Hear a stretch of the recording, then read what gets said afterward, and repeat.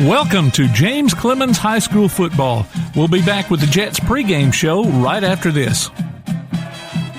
Ever thought you'd like to have a nice privacy fence or deck, but thought it would be just too expensive? Think again. Woodard Decking and Fencing will have you throwing that backyard party before you know it. They offer top-quality wood, wrought iron, aluminum, chain link, and vinyl fencing, along with decks of any style at affordable prices. They'll treat your yard as if it were their own. Commercial services are available too. Woodard Decking and Fencing. Look them up on Facebook and see what they can do for you.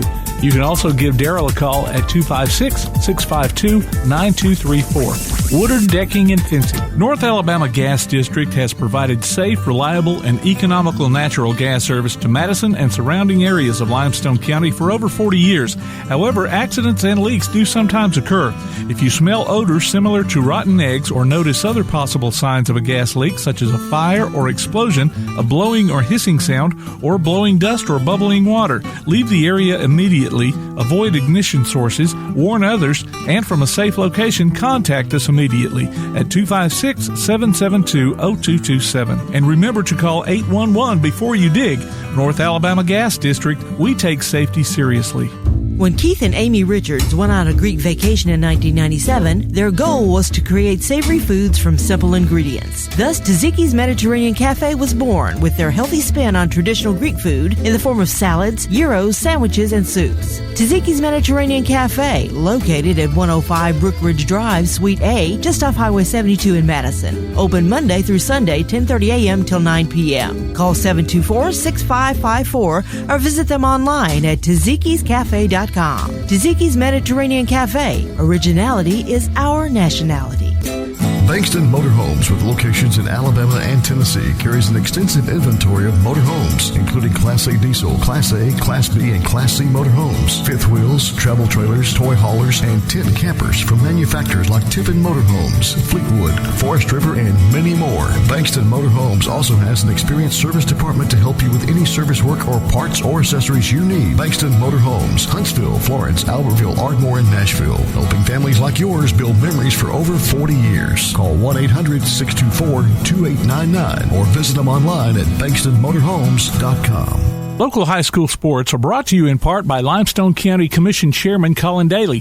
Visit the County Commission page at limestonecounty-al.gov to keep up with what's going on in the county and find out what ranks us in the top 5% in the state. You can also call Colin at 256-233-6400 or on his cell phone at 256-800-4544. When you're searching for a home or selling your current one, you want guidance from someone you trust. Fallon Sloan at Capstone Realty has been an active member of the Madison-Huntsville area for many years and has a passion for hard work, integrity, and client service. Fallon is a Madison resident, so she's got her finger on the pulse of the community. Check out her listings online at Fallon Sloan, that's FallonSlone.choosecapstone.com, or call her at 256-755-0269. Fallon Sloan at Capstone Realty. Athens Utilities comprises Athens Electric, Athens Gas, and Athens Water Services. Together, we are committed to providing reliable and affordable electricity, natural gas, and water and wastewater services. We operate as part of the City of Athens, and just like our city's motto of Athens is classic, Southern, character, we believe in supporting what makes our community special. And that includes local sports. Call 233-8750. Come by our office at 508 South Jefferson Street or look for the link online at athensal.us. If you'd like to download a copy of this game or hear it again on demand, go to pasnetwork.net. You can find this game and previous games under the Archives tab. You can also subscribe to the Play Action Sports podcast and listen to it on your favorite platform like iTunes, Amazon, and Spotify, or ask Alexa or Google to open the Play Action Sports podcast, keeping you up to date on Athens and Limestone County sports. Play Action Sports.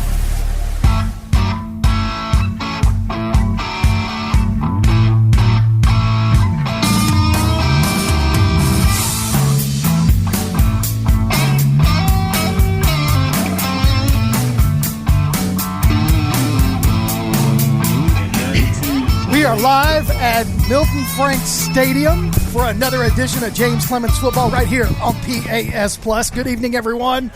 I am Kirk Pierce. Alongside me, Johnny Johnson and Brad Kimbrough. Hey. Kimbrough's here, but we can't hear him. For tonight's Region 4, or what is it? Region area? You guys Region 4 matchup. You can do areas in the spring. I'll do that. That's just my ode to you guys in baseball. But another Region 4 matchup, which is the final Region 4 matchup for James Clemens as they take on the home team, the Grissom Tigers. Coach Johnson, as we kind of we talked about this just a little bit right before we came on the air, and this is a must-win game for James Clemens. They've only got one loss in the region, That's and right. if they wrap it up tonight, they will be the region champs. Yeah, knew going into the last 3 games we needed 2 out of 3 and stumbled and didn't play a real good game against Austin. And then turned around last week, had a big win against Albertville, and obviously got Grissom tonight. Something we talked about last night was, although Albertville and Grissom have not had good years and are not very good football teams, that's just the honest truth about it. Sure. Our goal is to come play clean football. You could probably play ugly football and win a game like tonight or win a game like last week, but going into the off week, you got a bye week next week, got the playoffs coming up, when you're probably going to see a Hoover coming out of the south, out of that Birmingham area. Want to make sure we play clean football, take care of things, look sharp. That way we feel good about ourselves going into that bye week. So as we think about that, though, when we look at the standings in this region, you've got us sitting at the top, James Clemens. Then behind there, you have several teams vying for a playoff spot. You've got Florence sitting at number 2 with a 4-2 region record. Austin sitting in 3rd with a 4-2 region record. You got Bob Jones sitting in 4th right now with a 4-2 region record. But here's the catch. Huntsville, who beat Sparkman last week, they're 3-3. If any of those bottom 3 teams fail to win, Huntsville could sneak in. Yeah, absolutely, and that's what they're hoping for, right? Kudos to them for not quitting. Absolutely. They were kind of down and out, and they found a way to keep battling and finding a way to put themselves in a position to win. Bottom line for us is just win the football game. Yeah. Not the baseball game. Win the football game. And should be something that we do. Coach McGee and his staff have done a good job of setting us up for tonight and putting ourselves in the driver's seat where we control our own destiny and not hoping for something like Huntsville where we need help. And especially after a year last year that was so tough. Sure. And we went through 10-0 the year before. Then you go last year with all the injuries and the new starters and to just have a terrible year. And then now we're right back where we should be with a chance to win the region championship. So you even talked about all the starters from last year. We lost our starting quarterback in Gio Lopez. He's gone. He's playing in South Alabama. That's right. Scored a touchdown last week. Weeks, yeah, last week or a couple on weeks a Tuesday night. Tuesday night game for South Alabama. But Ty Marsh has stepped in. First year as starting quarterback for James Clemens. We have seen a progression since game 1 with him. Now, he's had some ups and downs, of course. Absolutely. But for a progression for him, it has been really positive. And you see him in the spring because he's a two-sport athlete. Absolutely. So you know what he's capable of. So we've talked about him setting his feet, but when he's got the playmakers that he does, that's when he becomes just dangerous. Get the ball to them. Get the ball to them. And we're not asking him to be a Gio Lopez. His skill set is so different. Doesn't have that kind of arm strength or accuracy or the foot speed that Gio had. And, Ty is who he is. He's more of a pocket passer. He's a guy that needs to get rid of the ball on time. And when he does that, and gets it to Cooper and Doty and Eggert and so on and so forth, right?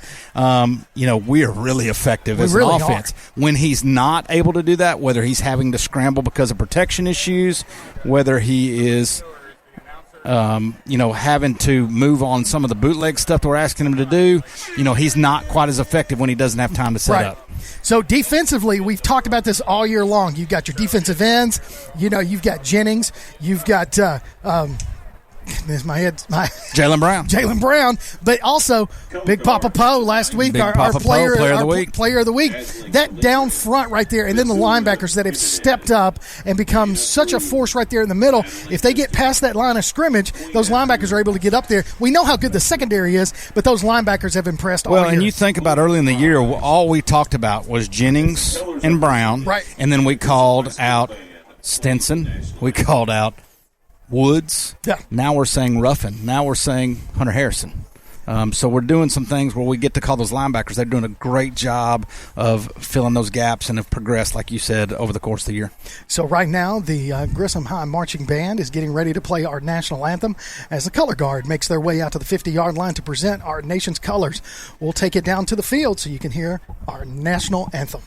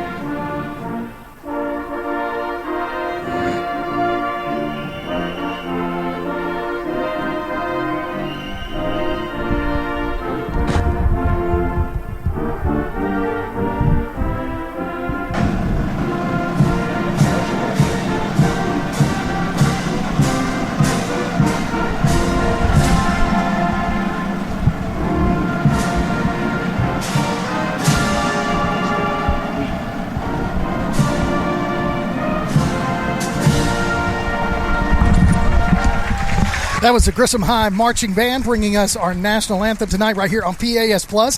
Again, we are at Milton Franks Stadium for tonight's Region 4 matchup between the home team, the Grissom Tigers, and your James Clemens Jets. I'm Kirk Pierce, Johnny Johnson, Coach Barrett Kimbrough, and we're going to bring in Coach Kimbrough in now. Hey, Coach, we've heard from Coach Johnson. What else can you add? I mean, come on.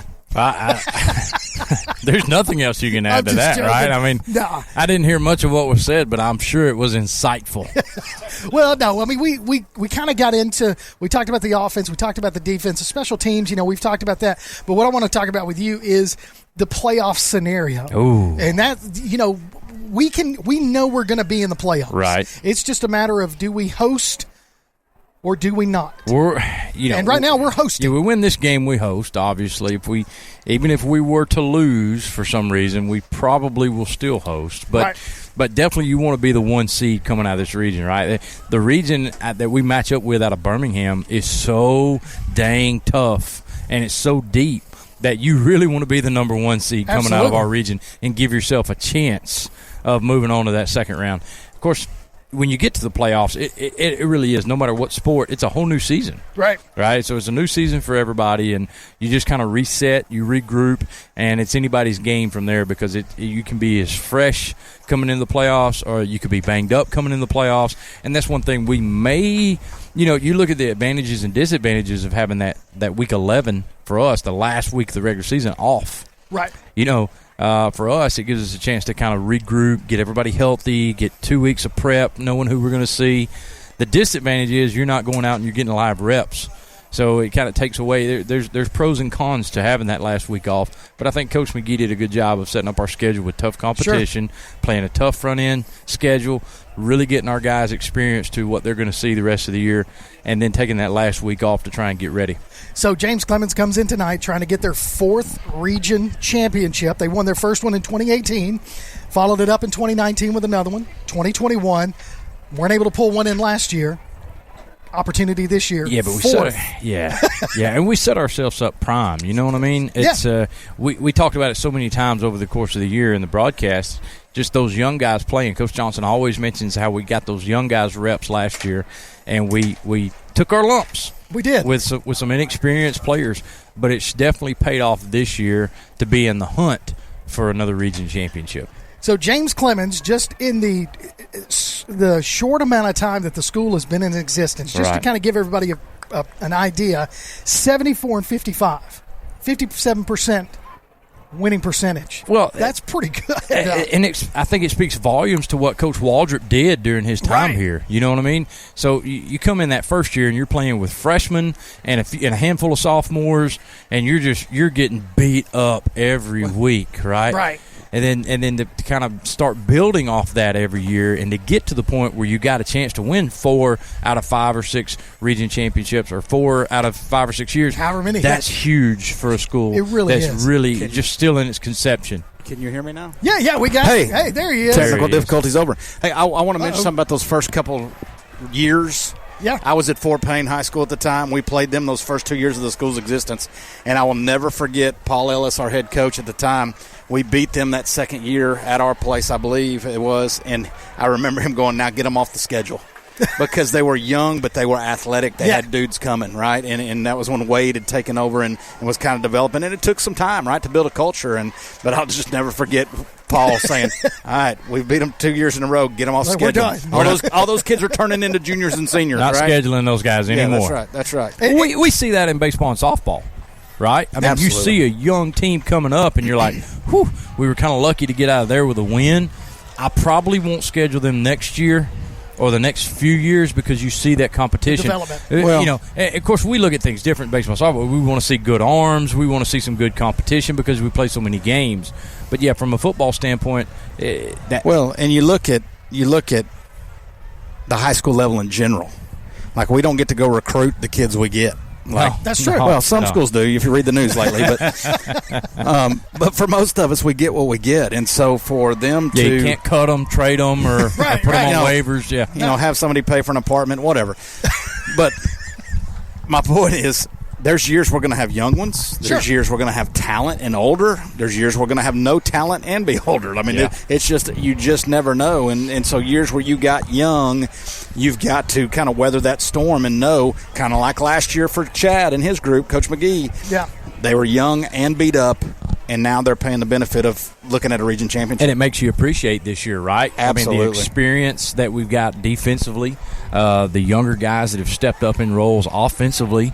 I mean, it makes it fun when it all kind of meshes together in the same point, and that's the way the case has been this year. So Grissom comes into tonight's ball game against James Clemens with a 2-6 record. They are sitting at the bottom two. They are just ahead of Albertville, who we played last week. Which is 0-8. Yeah, which is 0-8. James Clemens comes in tonight with a 6-3 record. Now, the cool thing about James Clemens is they are outscoring their opponents 262 points to 208. How about that for some knowledge drop on you guys? Look at Kirk. Hey, I'm going to tell you what, the last 2 weeks, his stat knowledge, it's like we hired an extra body to do stats. Somebody's in his ear. He's aided with some technology tonight. I brought the computer out tonight, man. Yeah, if you're counting on Johnny and I to be the ones to step up, I didn't even bring my backpack tonight. It's all good. It's all good. You know, we're having a good time here. The Taziki's touchdown team, just to be able to bring tonight's broadcast. As you saw the James Clemens Jets come out, or we saw the James Clemens Jets come out. Oh, no, cheerleader down. Uh-oh, that's no good. If that's a sign of what's going to happen for Grissom tonight, they're in trouble. All right, guys. The H just went down in GHS. I feel sorry for that poor girl, but she went down hard. And then, of course, you've got Grissom coming in tonight with their brown pants, orange jerseys, white numerals, and their Clemson Tiger-like helmets, if you will. Now, James Clemens, all white uniforms trimmed in jet blue numerals. We'll have a good time trying to identify numbers tonight, boys. Hey, at least we're not in the top of Lewis Cruz. Yeah, that's true. It would be worse. I miss the old Grissom, the big G on the side of the helmet and the brown pants. Yeah, those are black. Yeah. Those are not brown? No, they're black. Okay, I'll give you that. I wasn't going to call you out, but since he did. They kind of changed the school colors, changed the logo a little bit. It's just trying to capture that Clemson magic, maybe? I guess. Nah, man. But, man, that big Green Bay-looking G that they used to have. And the Cleveland Browns. Yeah, the Cleveland Browns accent. Embrace it. It was, absolutely. I mean, how many schools Senior night? Orange and ugly brown. Hey, one thing I was going to mention, senior night. You know, I don't know how many senior nights I've been through in my career. You know, they announce all the kids and what they plan to study. Yeah. It'd be cool to do a little background of how many of those kids really do what they say they're going to do. Oh, I was hoping when you said background, you were like, this kid started freshman year with a 1.4 GPA. He's going to Auburn, and he's going to study accounting. Did he really study accounting, or is he, something else? Did he end up being basket weaving major? Be an interesting little study there. So as we get ready to kick off, Grissom won the toss and deferred to the second half, giving James Clemens an opportunity to put some points on the board first. Back deep to receive, number 11, Ty Doty. Ty happens. We've got Cooper. Hey, little different lineup for us tonight as far as the special teams. We got Barry over there. Single guy back with two up at about the 20 instead of having two deep, and I think that's because of all the pooch kicks we've seen lately. I agree. So we've got a big hands team out there, if you will. So Grissom getting ready to kick off. Here we go. The final matchup for James Clemens regular season, and it's a squibbly kick. It's kicked up, going to be picked up by Cooper. Cooper's going to cross the 30, be tackled right at the 30-yard line. About a 10-yard pickup. James Clemens is going to start 1st and 10 from their own 30. So we've seen deep kicks. We've seen squib kicks. We've seen sky kicks. That one he kicked as hard as he could just on the ground. It's a 6-hop grounder. Yeah. See, I think Cooper may be able to play shortstop for me. It was a 6-hopper on the infield there. Come on now. All right. Ty Mars steps in the shotgun formation. 2 splits to the near side. That's Cooper and Doty. Everybody else is in tight. Looks like that is going to be Barry in the backfield. Now we get a shift. Goes under center. Single back.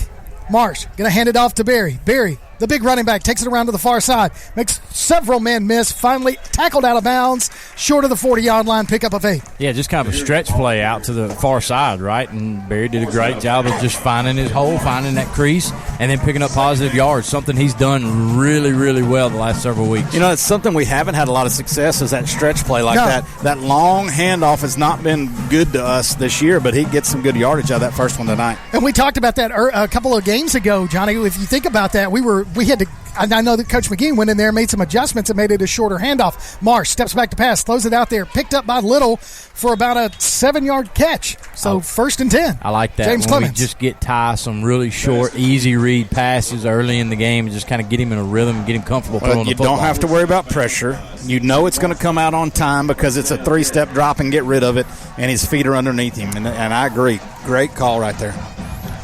So 1st and 10 from the 45-yard line of James Clemens. Marsh got trips to the near side. He's going to fake the handoff, swing pass out to Doty. Doty makes that man miss. Good block. Going to be a hold call. Yeah. And that was going to come back. Call. That is a terrible call because he was Hands locked up. were inside. He's locked on. That's textbook. That's exactly how you want your wide receivers out there blocking on the perimeter.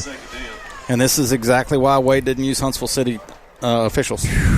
Oh, did I go there already? You did. That was early, Coach. I'm talking about he turned him to the outside and just blocked him till, I mean, it just. You did. He textbook. By the way, how good do those helmets look from here, Kirk? Well, you know my thoughts on it. I mean, you're just lobbing him soft toss right there. I mean, do you really need me to explain it after 9 games? What color are they? They are jet blue. And they're shiny jet blue. They are blue. shiny jet blue. blue. That is a glossy finish on those bad boys. It's not a matte finish. No, it's not a matte. You hate matte? Although I like the matte. I like it all, man. I like it in baseball. Give me jet blue till I die. Here we go. 1st and 20 as that moves us back 10 yards after the holding call. Marsh going to hand it off to Barry. It's going to be a handoff on the far side. Barry makes several men miss. Woo, he has stood up short of the original line of scrimmage. He picks up 9 yards. Yeah. So it's going to be 2nd and 11. Not sure who got the worst end of that right there, the running back or the defender. Isaiah Lawrence right there, 18, coming from that safety position. He came up and laid a pretty good lick, but they kind of hit each other and stood up like a couple of Rams butting heads. So Barry with the hard run, short of the first down. They're going to say he only picked up 8. So it'll be 2nd and 12 from the James Clemens 43-yard line. 2 splits to the near. You know who they are. Cooper, Doty, Barry to his left. He puts Fafori in motion. Hands off to Barry to the near side. Barry spins out of 1 tackle. Still on his feet. Keeps those legs churning. Short of the 50-yard line. Nice pickup of about 7 yards. Great effort right there. He could have gone down easily when that guy hit him about the line of scrimmage, and he little spin move and kept his balance and kept fighting forward for those yards. Could have very easily been about a 1-yard loss or at least no gain. Yeah, I think he fought out of 2 tackles right there. He did a really good job on that run. So that's the thing we've seen about Barry all year long. The longer the game goes, and if Coach McGee stays with his regular pattern, we're not going to see Barry in the second quarter. He's going to probably put Williams in. That's right. But one thing Barry does is get stronger as the game progresses. Yeah, he seems to. So you got Fafori in motion along with Eggert. Now Marsh goes under center. I formation. Going to hand it off to Barry on the left side. He's going to get the first down and then some. Falls forward for an additional 3 yards. So nice pickup there on second down. Another good hard run. And that time having a lead blocker coming from the fullback position just really opened the gates for him right there to pick up the first down. That's a look and a motion we haven't seen a lot of it. We didn't have a fullback to start, did we? No. One guy shifts down to a tight end on the opposite side. The tight end drops back into a fullback position, and all of a sudden we're in the I form and get a nice gain right there. I love the I. I do. That's what's happened with society. We got away from the I. So trips to the near side with Barry behind Marsh. They're in Grissom Tiger territory. Barry again around the far side. Gets a 5-yard pickup down and out to about the 37-yard line. So continuing this drive into Grissom territory. And look, if they don't find a way to stop him before he gets 5 yards like that every time, it's going to be a long night. Man, yeah. Oh, yeah. Or a short night because the clock's going to keep running. But he is going to do some damage tonight. And right now we seem to be using, like, Grissom's aggressiveness against them on the edge. I mean, they're coming up hard, but we're just taking that guy and running him out of the play with it, just running with him, and it's creating a nice running lane for our backs. But you know what that caused? Timeout on the field, which means it's time for our first timeout of the night, which is timeout with Tzatziki's. Oh, who's going to win? So this is the final timeout of Tzatziki's for the season, fellas. Here we go. Our timeout with Tzatziki's winner, Jamie Howard. Congratulations, Jamie. Right, you are Jamie. timeout with Tzatziki's. You're the final winner of timeout with Tzatziki's for the season. Final, no playoff timeout, huh? No, you get a $10 gift card for Tzatziki's Mediterranean Cafe just off of Highway 72 in Madison. You are our final winner. We'll see what you never know what Tim Jamie, Lambert. do us a favor. Get a lamb burger. Oh. Get some chicken roll-ups. How can you pick one? I don't know. I don't know, but if you're going to make me pick one, I'm going to say that lamb burger. Well, if this is the last one, can I go ahead and say thank you to Tzatziki's for our pregame meals this year? Tzatziki's has been clutch. Love it. Just, keeping us fed, keeping us full, keeping us happy. So it looks like Doty is in the shotgun, and he's got there it is. Barry to his right, and hard count. It makes them jump. I know it's on film. We've done it 1,000 times, but we still get people with the whole line shift right there. You got to love that. And they're coming out of a timeout. From Tzatziki's. They got us. Yeah. They said we false started. Yeah, that was us. We didn't run it like we have been, I guess. Hey, being... I was missing Tzatziki's so bad during that short day Wednesday we had yesterday. I had Tzatziki's for lunch. Did you really? Yes, sir. Well, and I didn't have Tzatziki's tonight, but I had Mediterranean food. Does that count? It does. It wasn't as good as Tzatziki's, was it? No, it was not. So Doty in the shotgun puts Barry in motion, trips to the right side. Doty's going to keep it himself. He's got a whole lot of orange jerseys in his way. Falls forward back to the original line. Now they're going to say he's a yard short, so it's going to be 3rd down and 11 right there on that 1-yard pickup by Doty. Yeah, that Wildcat didn't work, did it, Coach? No, I'm not sure what we were trying to accomplish out of the Wildcat right there. 3rd down, Jets. So I think when you're that far, 4 yards. Yeah. Well, it could have been something busted. It could have been improperly lining up. Because they were back in his face in a hurry. Yeah, it's just really hard to tell what we were trying to accomplish. And I'm not questioning their coaches. I'm saying it was just hard for us to see what we were trying to do. So Marsh under center, I formation. For Four is the fullback. Going to fake the handoff to Barry. Going to roll to the near side. He's got Doty right there at the 30. Makes one man miss. Still on his feet. Move. Makes another man miss. Great now he job. tries to cut across the field, but still on his feet and tackled finally short of the 15. Well, they're going to go ahead and give him the 15-yard line. Hey, and without that move he made, yes, he doesn't get the first down. That's exactly right. Doty has become such a smart player in those little things because where he caught the ball, like you said, he's going to be about 2 yards short. Makes one move, ends up picking up a much bigger game, but that one move gets us a first down. So 1st and 10, James Clemens, officials timeout on the field. What do we got for this timeout? What are we giving away? We're going to take a break. Oh, okay. We haven't had a break since we went on the air. We're giving away a commercial. I'm on a roll here. We're giving away a commercial. So timeout on the field, 7:19 left to play. No score on the board. Opening drive. You're listening to James Clemens Football on PAS+. Bankston Motorhomes, with locations in Alabama and Tennessee, carries an extensive inventory of motorhomes, including Class A diesel, Class A, Class B, and Class C motorhomes, fifth wheels, travel trailers, toy haulers, and tent campers from manufacturers like Tiffin Motorhomes, Fleetwood, Forest River, and many more. Bankston Motorhomes also has an experienced service department to help you with any service work or parts or accessories you need. Bankston Motorhomes, Huntsville, Florence, Albertville, Ardmore, and Nashville, helping families like yours build memories for over 40 years. Call 1-800-624-2899 or visit them online at bankstonmotorhomes.com. Welcome back to James Clemens Football on PAS+. Kirk Pierce, Coach Johnny Johnson, Coach Brad Kimbrough, and our producer, the Tzatziki's Touchdown crew, Mr. Tim Lambert, making things happen. 1st and 10, James Clemens from the Grissom Tigers, 15-yard line. Marsh, pistol formation. Looks like he's still got Barry in the backfield. Doty, Cooper. Your receivers. Hits Cooper. No, that's Doty. Doty spins out of one move. Close to a pickup. Does he give him the first down? I think that extra effort got it. I think he did. That's going to be a 10-yard reception. So another reception for Doty. It's hard to overstate how good he's been for our offense this year. He's definitely Tom Marsh's go-to receiver. And to see his progression and his development, not just last year, but even in the course of this year, has been really, really impressive. Just smart player, does the little things right that make a difference, like route running and shielding the defender like he did right there. So Cooper split to the far side.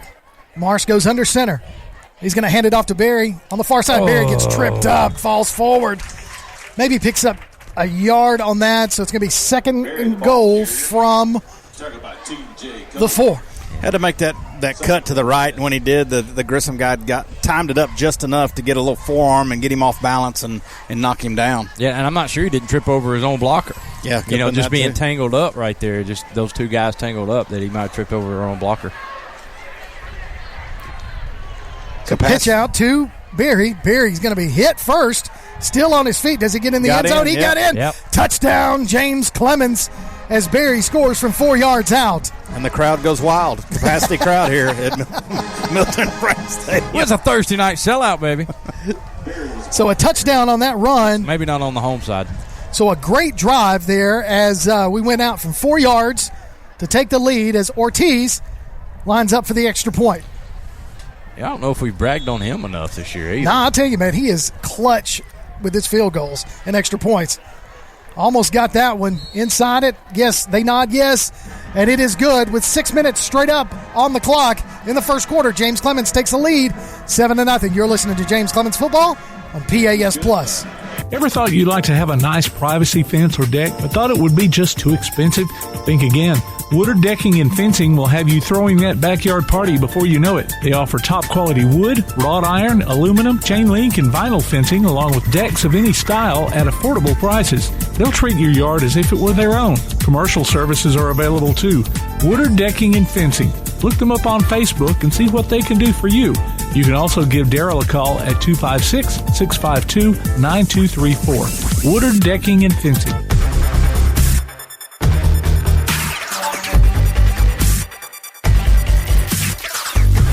Ball of PAS Plus, 7-0 your score with 6 minutes into the first quarter.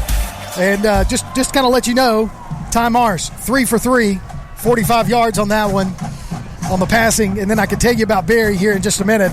But he had 44 yards rushing and a touchdown on that opening drive. Solid production. So Ortiz getting ready to hear the whistle blown. And the official finally blows the whistle.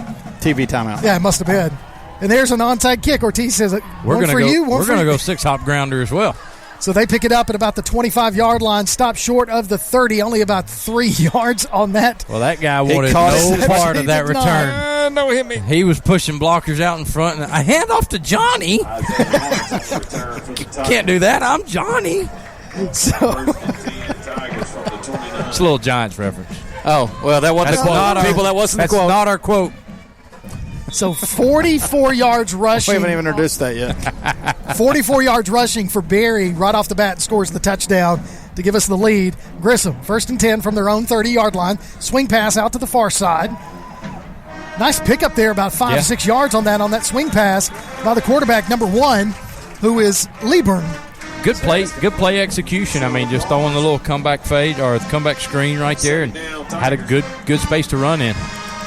Well, and, our defensive back there, I don't know who that is on that side. Rose, it looks like. Did a good job of fighting through his block, but there was a soft spot just inside towards the hash where he got some yardage. So 2nd and 5 for Grissom. Clock running, under 6 minutes. They come up to the line. Lieburn, shotgun. Going to go trips to the near side. Single back to his right. Going to hand it off to the running back, and he's going to be just swallowed up in the backfield. Who was that? Do you really need me to tell you? Oh, I just want to know if it was Nate or Jalen. It was Jalen. It was Jalen. Which of the two? Which of the two? Jalen grabbed him from behind right there at the line of scrimmage and just said, no, you're going nowhere, son. We just need to combine them. Jalen Jennings.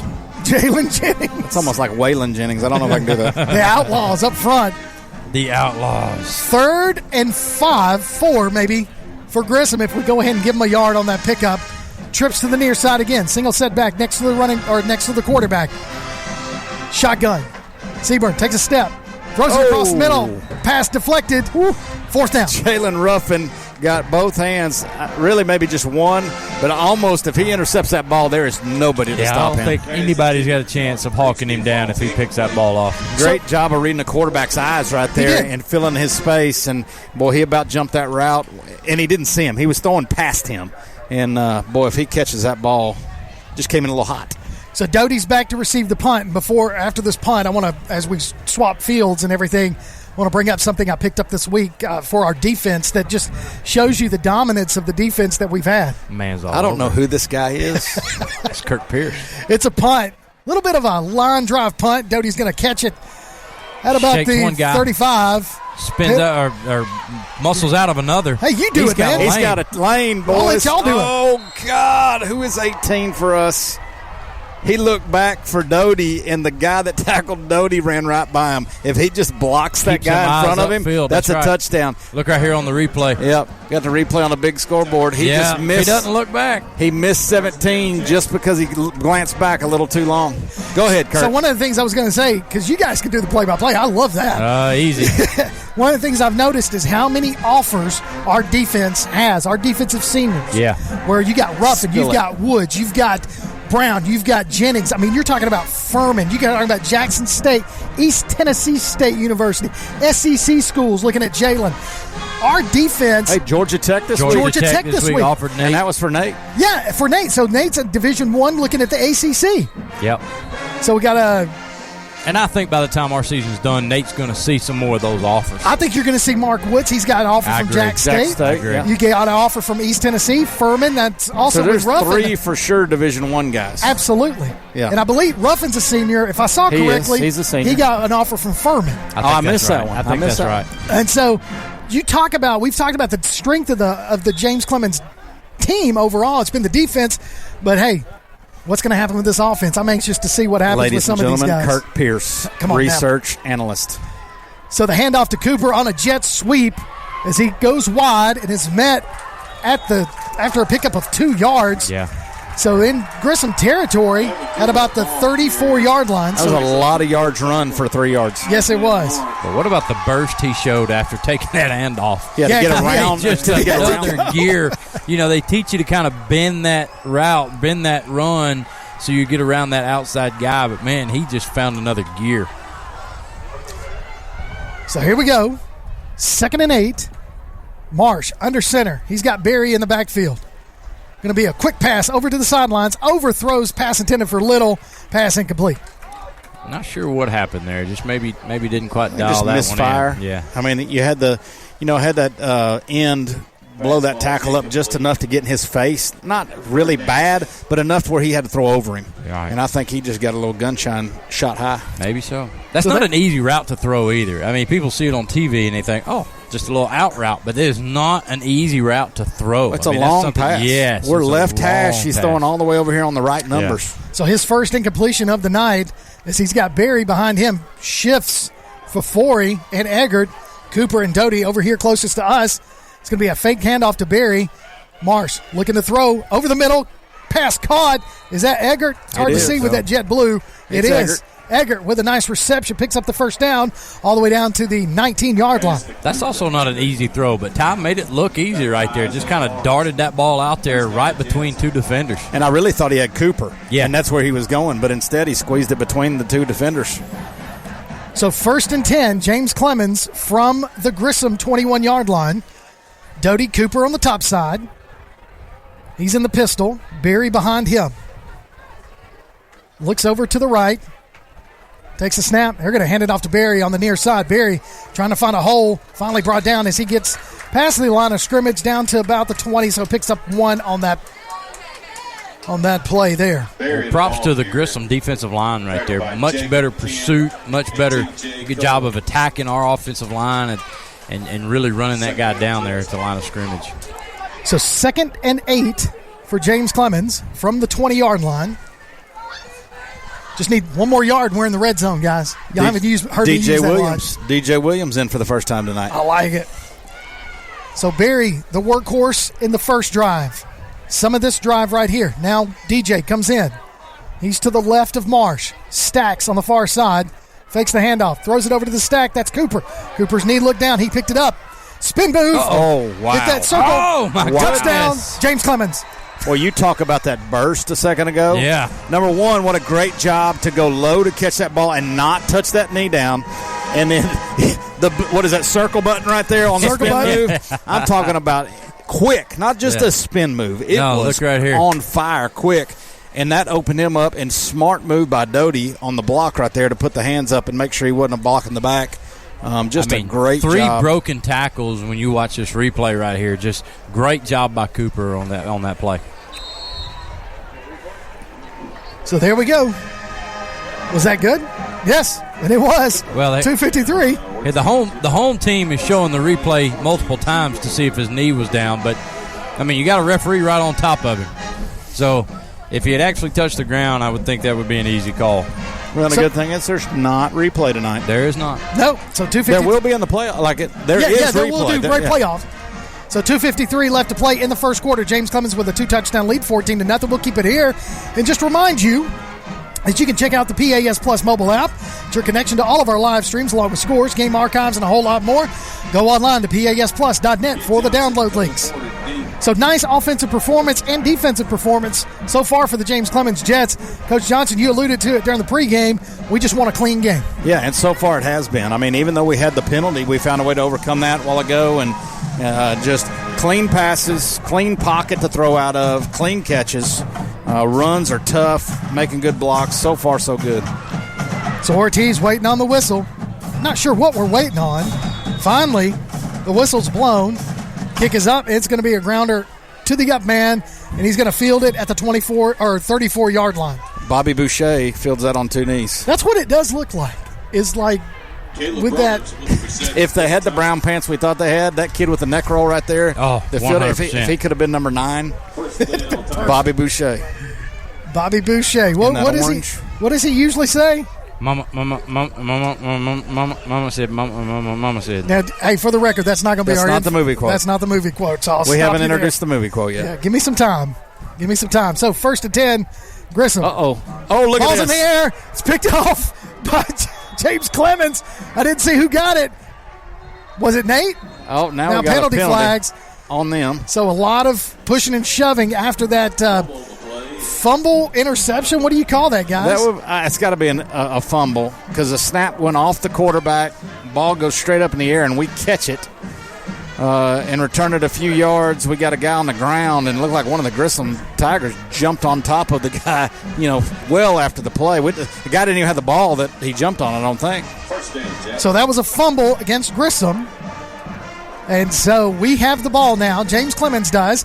They're going to tack on a 15-yard personal foul penalty because as Jennings got up off the pile, they gave him a little extra curricular activity, a little bit of business. Is it 1st and goal? It is not 1st and... Absolutely. Well, they're going to say... Now, 1st and goal at the 10. It's the wrong side of the 10. But, okay, so 1st and goal from the 10-yard line. Marsh brings the team out. I guess that ball's touching the 10, so it'd be hard not to get 10 yards. Technically.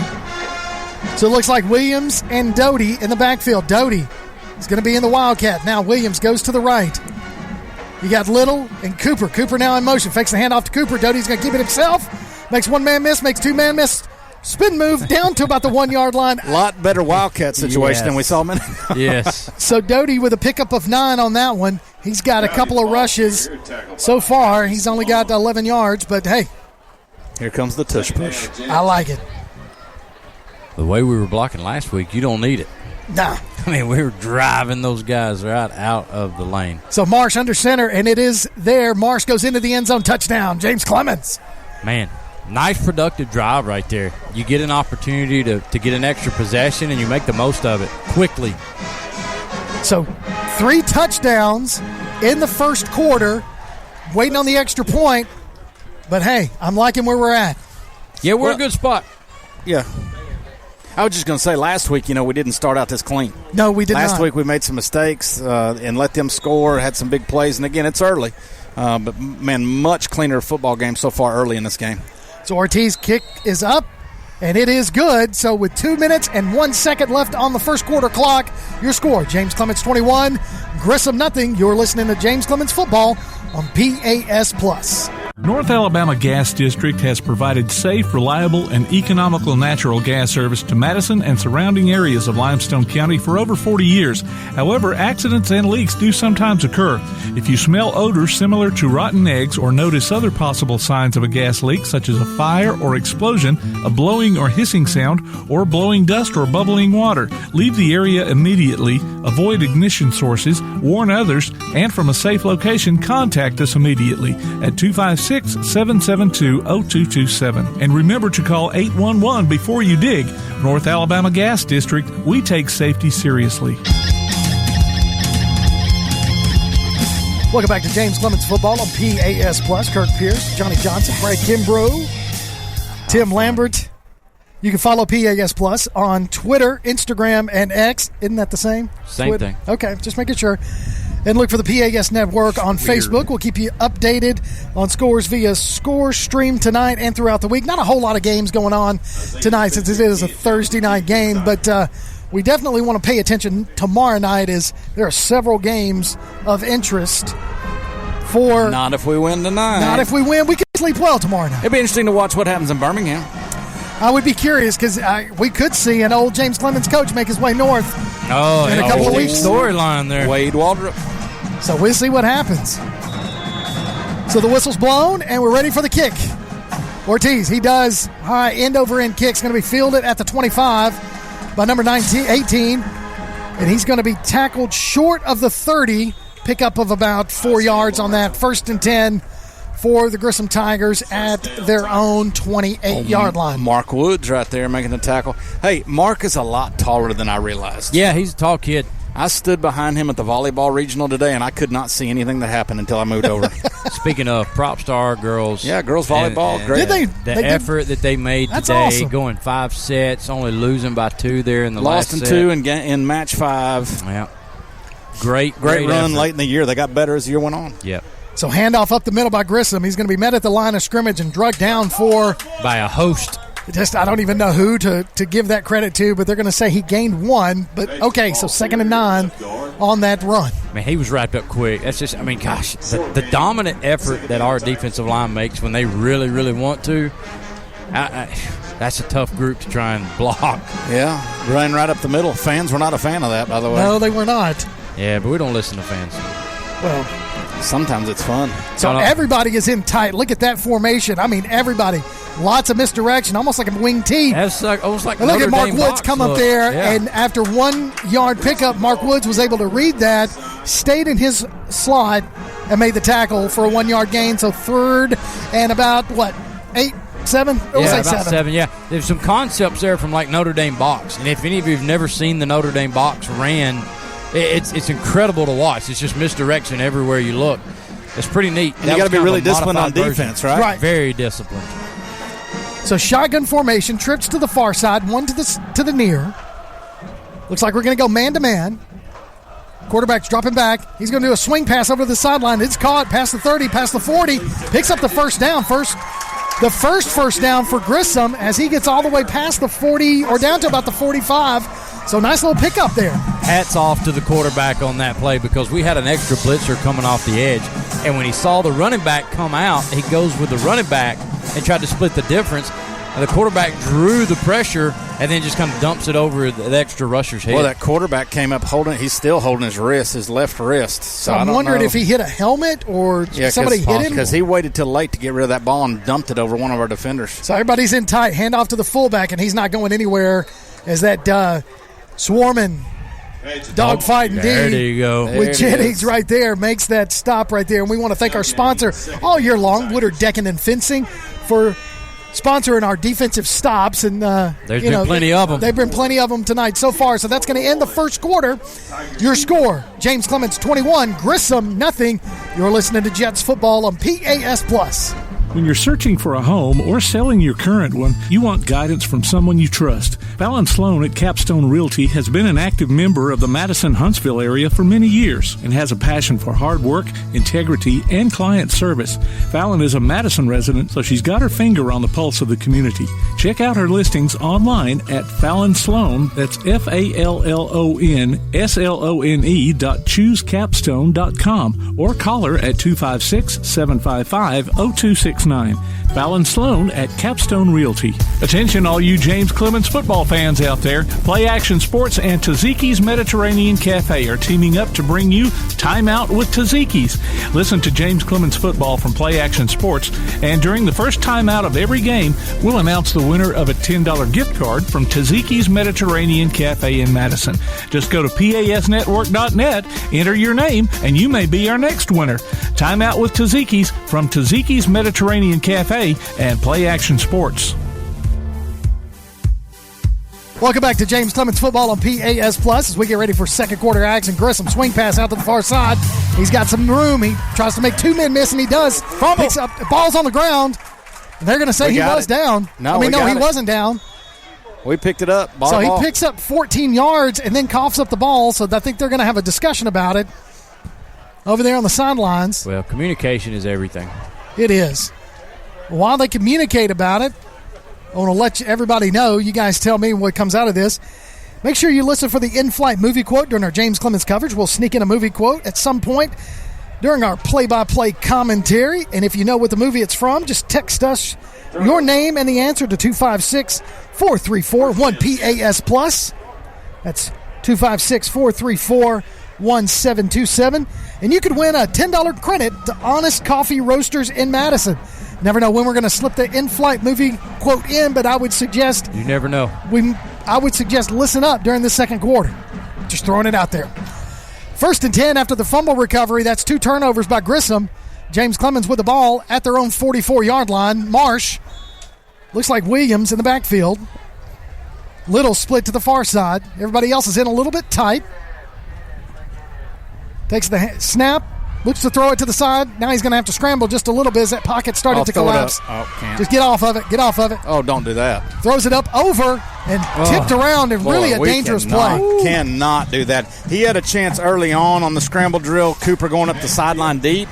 Once he had to scramble out to that sideline, everybody was over there with him. We had more orange jerseys than we did white, and Ty took a real big chance trying to squeeze something in that wasn't there, and I think it hit off 2 different Grissom defenders before it went down. About 3 guys had a chance at that, and only one of them was ours. Yeah.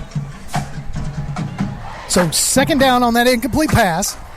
We're going to go trips to the near side. Little, Cooper, Doty. You got to laugh at that. Little Cooper, Doty. Little Cooper. So we're going to hand it off to DJ Williams. Burst of speed. Oh, he's still going. And he's still on his feet. Second effort gets him the first down and then another yard or 2. Yeah, he took a hard lick at about a 7-yard gain, but we works out of it. We talked about this last week. You know, he kind of was our starter to begin the year. Yep. Barry came in and kind of took the job over because he ran so hard, and that's kind of woken DJ up too and allowed them to go to this 2-back system and switch quarters. And DJ has run hard, and that's an example right there where he bounced off that hard hit from that safety and ended up getting another 5 or 6 yards. Yeah, big time. So now we got Cooper and Doty to the near side. Little split to the far. Williams behind Marsh. Puts Fafori in motion. Takes the snap. Hands it off to Williams. Tries to go to the opposite field. Cuts back. Penalty flags on the play. Looks like that one's coming back. It's going to be a hold. Yeah, and man, we didn't give DJ much right there. No. I mean, he did not have much opportunity once he took the handoff. He's staring 2 orange jerseys down. So I do want to recognize number 50 is that Timothy Coleman. Yep. Timothy Coleman's up for Applebee's Athlete of the Week. Is that right? T-Bone. Tim, is that right? So he is up for the Applebee's Athlete of the Week. Penalty flag on the play is going to go against Grissom. And you think about old T-Bone, he does a lot for this team. He's a center, so he's calling a bunch of the protection stuff on the line. He's also our long snapper on field goals and extra points, so he does a lot for this ball club. The kid works hard. He does a lot of extra work and especially on that long snap stuff, for sure. Yeah. So make sure you go on to the Applebee's and vote for T-Bone. Man, he needs. There's a busted play. As Marsh still on his feet, got to get rid of it, and he does. Throws it over there. Unfortunately, we had a receiver over there, but he did get rid of it. A total miscommunication from him in the back. He turned and looked to hand that thing off, and there was nobody there. Yeah, so that falls incomplete. So that's his third incompletion of the night. Y'all like that one? Keeping up with it, I'm telling you. The man. Trying to do it for y'all. This is, this is what y'all want me to bring to this. It's not for us, Kirk. It's for the people. It's for the people. That's right. So 2nd and 4 after the incomplete pass. So now everybody gets themselves set as Doty is going to come closest to us on the near side. So just to kind of give you an idea, the Jets are headed north towards the north end zone. Doty in motion, fakes the handoff to the jet sweep. Now gives it to Williams. Williams with a big hole, busts through, picks up the first down. Nice 7-yard pickup there, short of the 30-yard line, down to about the 31. So 1st and 10, James Clemens. Yeah, another good run right there. I mean, man, it's a good problem to have, two backs who could be starting. Yes, that's what you want. Absolutely. Yeah. Well, and it's different styles. It really is. Like, Barry is a hard runner to bring down. He is going to be physical. DJ is a smaller back that's going to be hard to get your hands on. And just a little bit different look there from him. So handoff to Williams. Williams busts around to the outside. He's got some room. Makes another. He slips. Just shy of the 10-yard line. 12-yard line is where he gets. So that's a 20-yard pickup there by And here's Williams. where he messed up. And this is kind of the basics of making cuts. He tried to cut from that inside foot. And when you plant the inside foot and try to cut back to, the right foot to cut to the right, a lot of times you're going to see that slip. You got to put the left foot in the ground and push. If he makes that cut, he's gone. Well, not going to matter, is it? It's not going to matter because they're going to bring that one back. Looks like there's a penalty flag on the play against James Clemens. So that'll be our third penalty of the first half. So it was a holding penalty. So that, unfortunately, is another 10-yard penalty. So 3 penalties for 25 yards so far in the first half.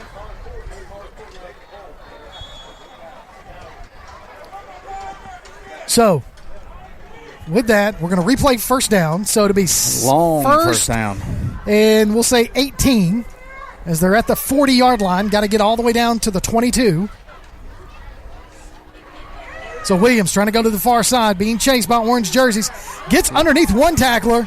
Still on his feet past the 40. Still on his feet past the 35. Almost to the original line of scrimmage, so we'll say he picked up 7. Right on cue, DJ, after I say he's hard to get his hands on, he does that. He ran about 75 yards in circles to get, 8 yards? He did. Yeah. But they couldn't get a hold of him. He's a smaller back. He's so strong and compact. And they just could not get enough hands on him to bring him down, and he ends up gaining yardage and getting us close to the original line of scrimmage. So 2nd down and 11 for James Clemens. As we Marsh pistol. Williams going to swing it out to Doty. No, that's Cooper. Cooper tries to make one man miss. Does. Makes another one. Yes, stiff arms the guy. Still on his feet. Fighting past the 30. He fought out of 3 tackles for a 3-yard gain. But hey, that's a hard 3 yards. Tackler number 4 and 5 finally got him down. Yeah. So Cooper with a 3-yard reception. Just took a long time for that to happen.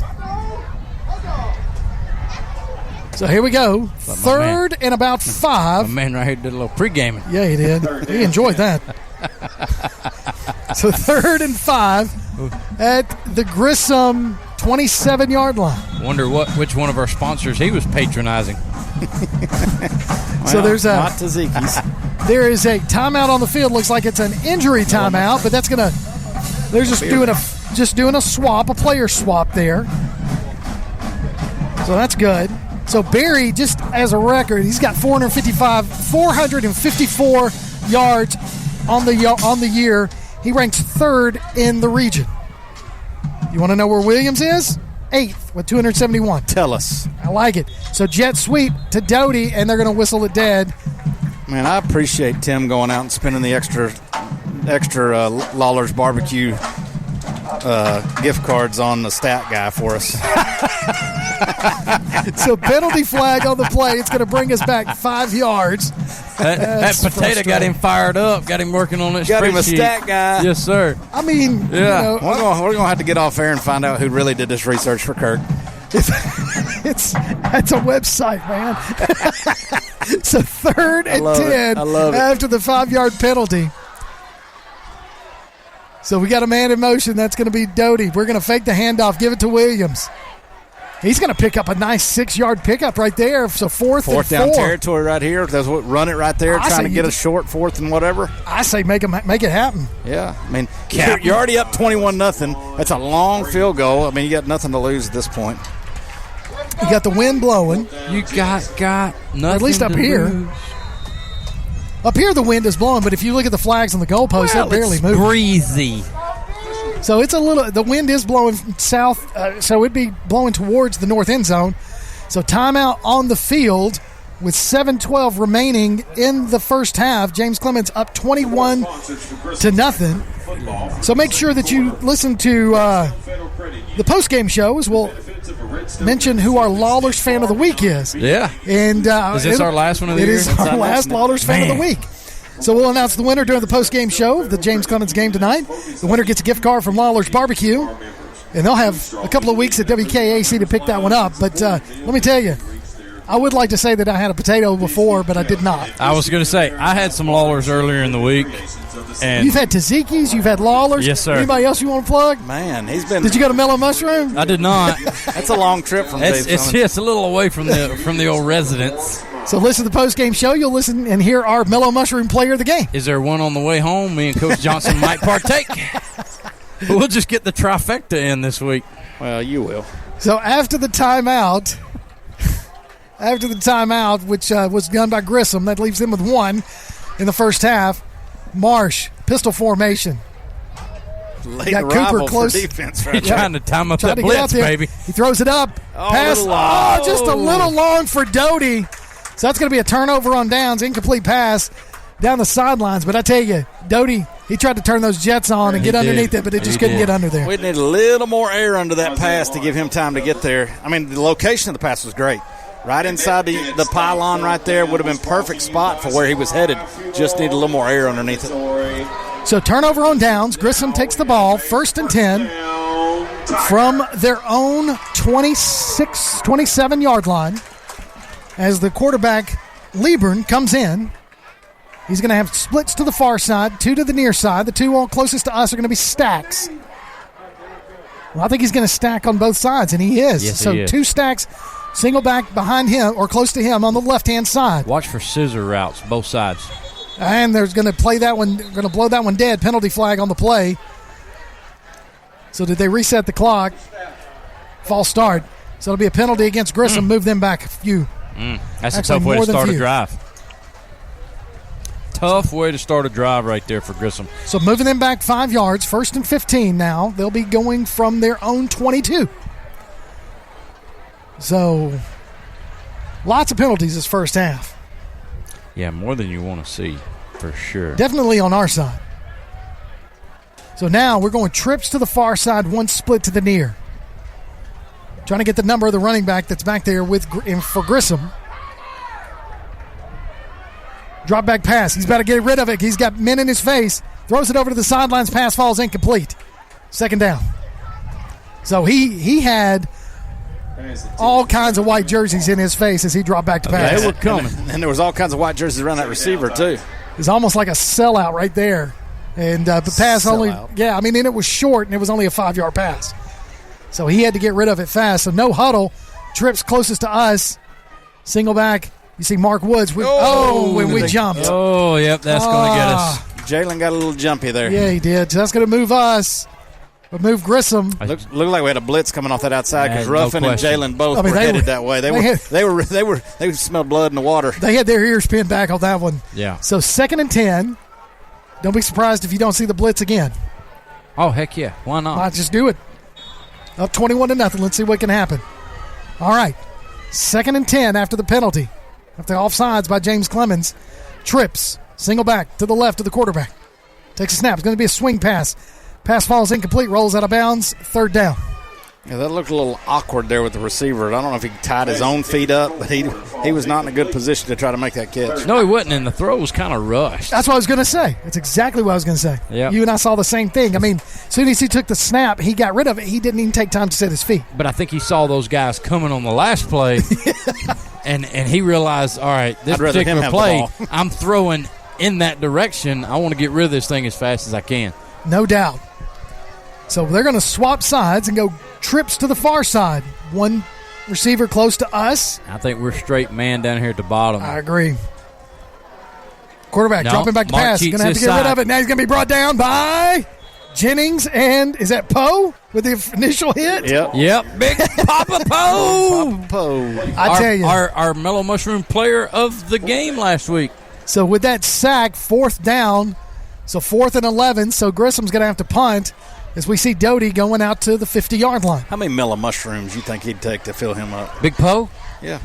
Man, a lot of mushrooms. I tell you, though. I mean, they don't call him Big Poe because he's tiny.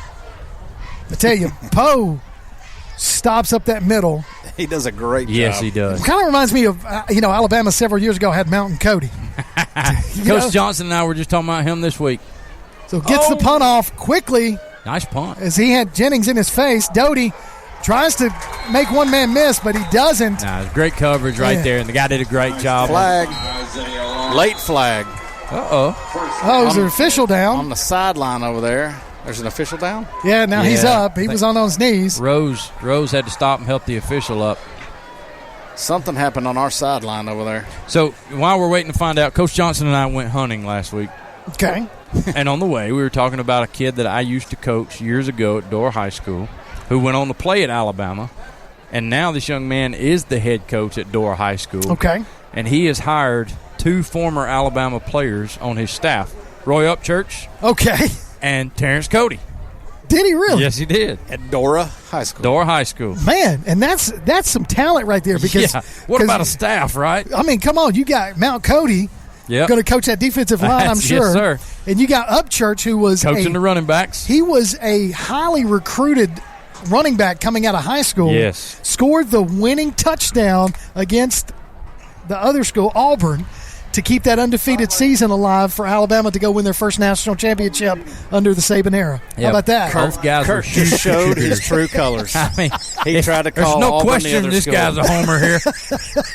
he referred to them like they were that other school. Yeah. But yeah, that is one of those memories that sticks in my head with Upchurch getting that swing pass from McElroy. A guy that was highly kind of, I won't say underrated in college. Yeah, very productive, but just kind of quiet about his business, knows his stuff. But Chavis Williams, the head coach at Dora High School, nice job, Chavis. That's awesome. Great kid, great guy, doing a good job with those young men. So after the penalty, that's going to move James Clemens back to their 27-yard line. Another penalty on the play. Oh, it's going to turn into a big play too. Yeah, unfortunately, because it's going to be a holding as Ty Marsh was able to swing it out to Cooper, but that's coming back. Well, the good thing is nobody got tackled. We just ran out of bounds, so nobody gets hurt on a play that doesn't count. So that's going to bring that big play back. We know the offender.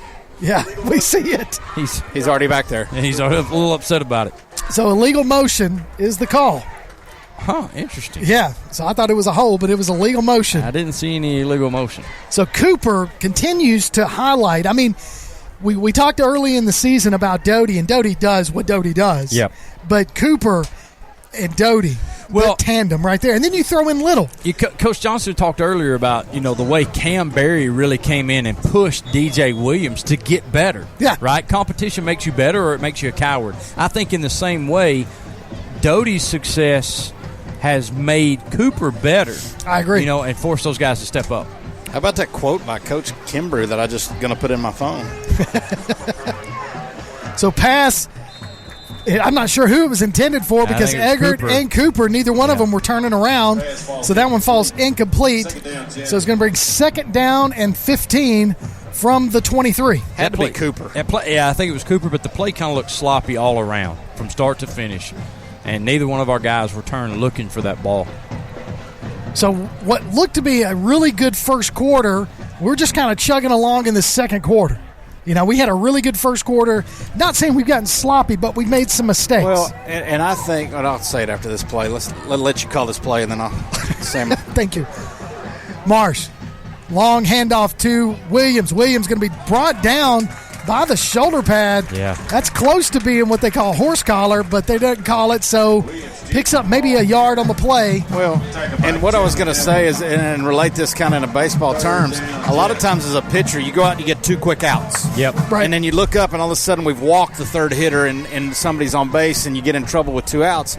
Same concept here. We scored 21 in the first quarter and we're rolling.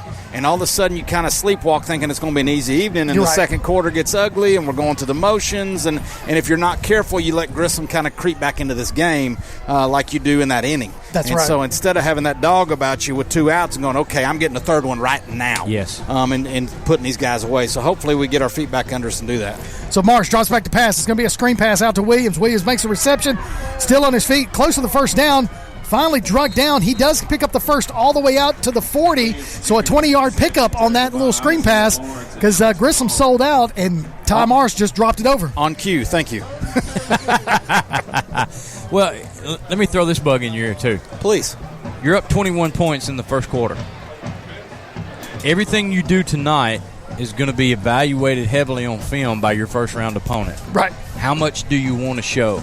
That's true. How vanilla can you get with 21-point lead and still come out of here with a victory? Well, I agree, but when you're talking about holding penalties, false starts, or illegal shifts and stuff, that's where the mental breakdown starts. 100%. I totally agree with not showing anything. Yeah, 100%. So Marsh goes under center. He's got to get rid of it. He throws it off his back foot. He had 2 Grissom defenders in his face.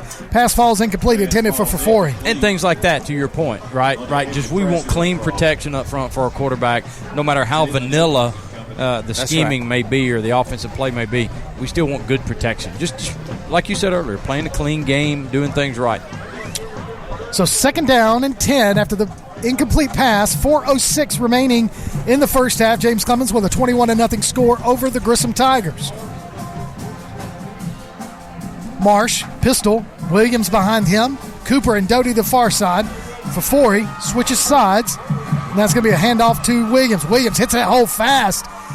Short of the first down, pickup of 8. So it's going to be 3rd and 2 for James Clemens. Well, and again, we talked about this earlier. The more we get those big plays on 1st and 2nd down, if we get 5, 6, 8 yards per rush, it's going to be a long night. Absolutely. So an injury on the field. Grissom with an injured player. Now, as we mentioned, I'll mention it again. You can listen for our in-flight movie quote during our James Clemens coverage. We'll update you. We'll sneak in a movie quote, not update you. We'll sneak in a movie quote at some point, part of our play-by-play commentary. And if you know what the movie is, then all you got to do is text your name and the answer to 256-431-1PAS. That is 256-434-1727. And you can win a $10 credit from Honest Coffee Roasters in Madison. I could use one of those. Man, right now. yes. If anybody wants to bring us one, make this climb up the Milton top Milton Frank Stadium. Mount Cody. We're in Mount Milton. Frank. Mount Milton. So, hey, this is FYI. This would be our last in-flight movie quote winner. But it won't be our last quote. No, it will not be. So y'all think about that as we have 3rd and 3 from the 48-yard line for James Clemens. So fakes the handoff. Doty keeps it himself. He was in the Wildcat penalty flag on the play. That's going to bring that one back. Look like, I mean, he picks up 7 yards, but yeah. Looked like Hunter Headley made a heck of a tackle from our offensive line position. So replay 3rd down after he picks up the first, and I can promise you Coach Dutton for Grissom is going to take that penalty. And he does. So I'm going to move it back. So another penalty against James Clemens. And again, they're 5th of the first half. Too many. And that's a big one, too. I mean, that takes you back past. Now you got 3rd and 12. You know, and this, as an offensive coordinator, the further back you go, the shorter that playlist gets, right? Your play calls. 3rd and 12, 3rd and 15, you start to get very narrow in what is available unless you're just going to run the ball and try to pick up some yards. So Williams is staying in at running back. We're going to go trips to the top side for Forey and Eggert. Everybody else is in tight. Marsh, pistol, looking to put Doty in motion. Is he going to do it? Nope. Now he's going to change the play. Audible off because he's looking over the sidelines. Timeout. Yeah, we were running out of play clock. So 3rd and 12, first time out of the first half for James Clemens with 3:18 remaining in the first half. Let's take a break. You're listening to James Clemens Football on PAS Plus. Bankston Motorhomes, with locations in Alabama and Tennessee, carries an extensive inventory of motorhomes, including Class A diesel, Class A, Class B, and Class C motorhomes, fifth wheels, travel trailers, toy haulers, and tent campers from manufacturers like Tiffin Motorhomes, Fleetwood, Forest River, and many more. Bankston Motorhomes also has an experienced service department to help you with any service work or parts or accessories you need. Bankston Motorhomes, Huntsville, Florence, Albertville, Ardmore, and Nashville, helping families like yours build memories for over 40 years. Call 1-800-624-2899 or visit them online at bankstonmotorhomes.com. Welcome back to James Clemens Football on PAS Plus. 21-0 your score. As James Clemens on top of the Grissom Tigers in this final Region 4 matchup. James Clemens needs to win the region. And, fellas, it's important, and we need to get this one in. I'd like to get another score in before halftime. Oh, no question. So 3rd and 12 from their own 40-yard line. Cooper goes in motion. Fakes the handoff. Ooh. Marsh throws it low, short, way short of the first down, but he had a man barreling down on him. He didn't even see it, and he took a shot. Get up, Ty. Good bump. Boy, he got smoked from the blind side right there. Little corner blitz. So that pass is complete. Did you see Ty punched himself in the head trying to get himself woke back up, I guess. I tell you. So 5 yards on the reception by Doty. He looked angry. Yeah, he did. He's a competitor, guys. So 4th down and 8 for James Clemens. 2:40 and counting remaining in the first half. Marsh looks to the sidelines. Takes a couple steps back. Takes a snap. Quick kick. Punch. That ball is going to roll. It's going to take a James Clemens roll as Cooper gets down there. It's going to fall short of the 10, down to the 11. 1st and 10. Grissom from their own 11. Good job right there. Very good job by Ty.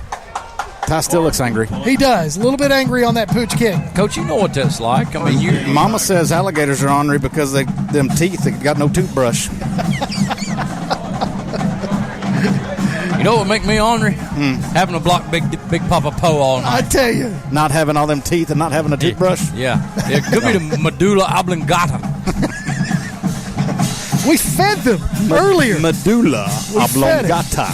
All right, so Grissom comes out. Everybody's in tight. It's kind of like a little wing team man in motion. Going to be an option play, and it's just a shovel pitch. I don't even know what that was. Shovel piss. We had a different term for that when I was coaching, but we can't say it on there. That was a two-handed chest pass. Yeah. I don't know what that was. It looked like it looked like we're getting ready for basketball season. I know this. The quarterback did not want to carry the football. So 2nd and 4 after the pickup of 6 on that chest pitch. Mama said. Y'all kill me. I can't play with y'all anymore. Yeah, don't do that. Under 2 minutes left to play in the first half as everybody's in stacked formation. Grissom, 2 to the far, 2 to the near.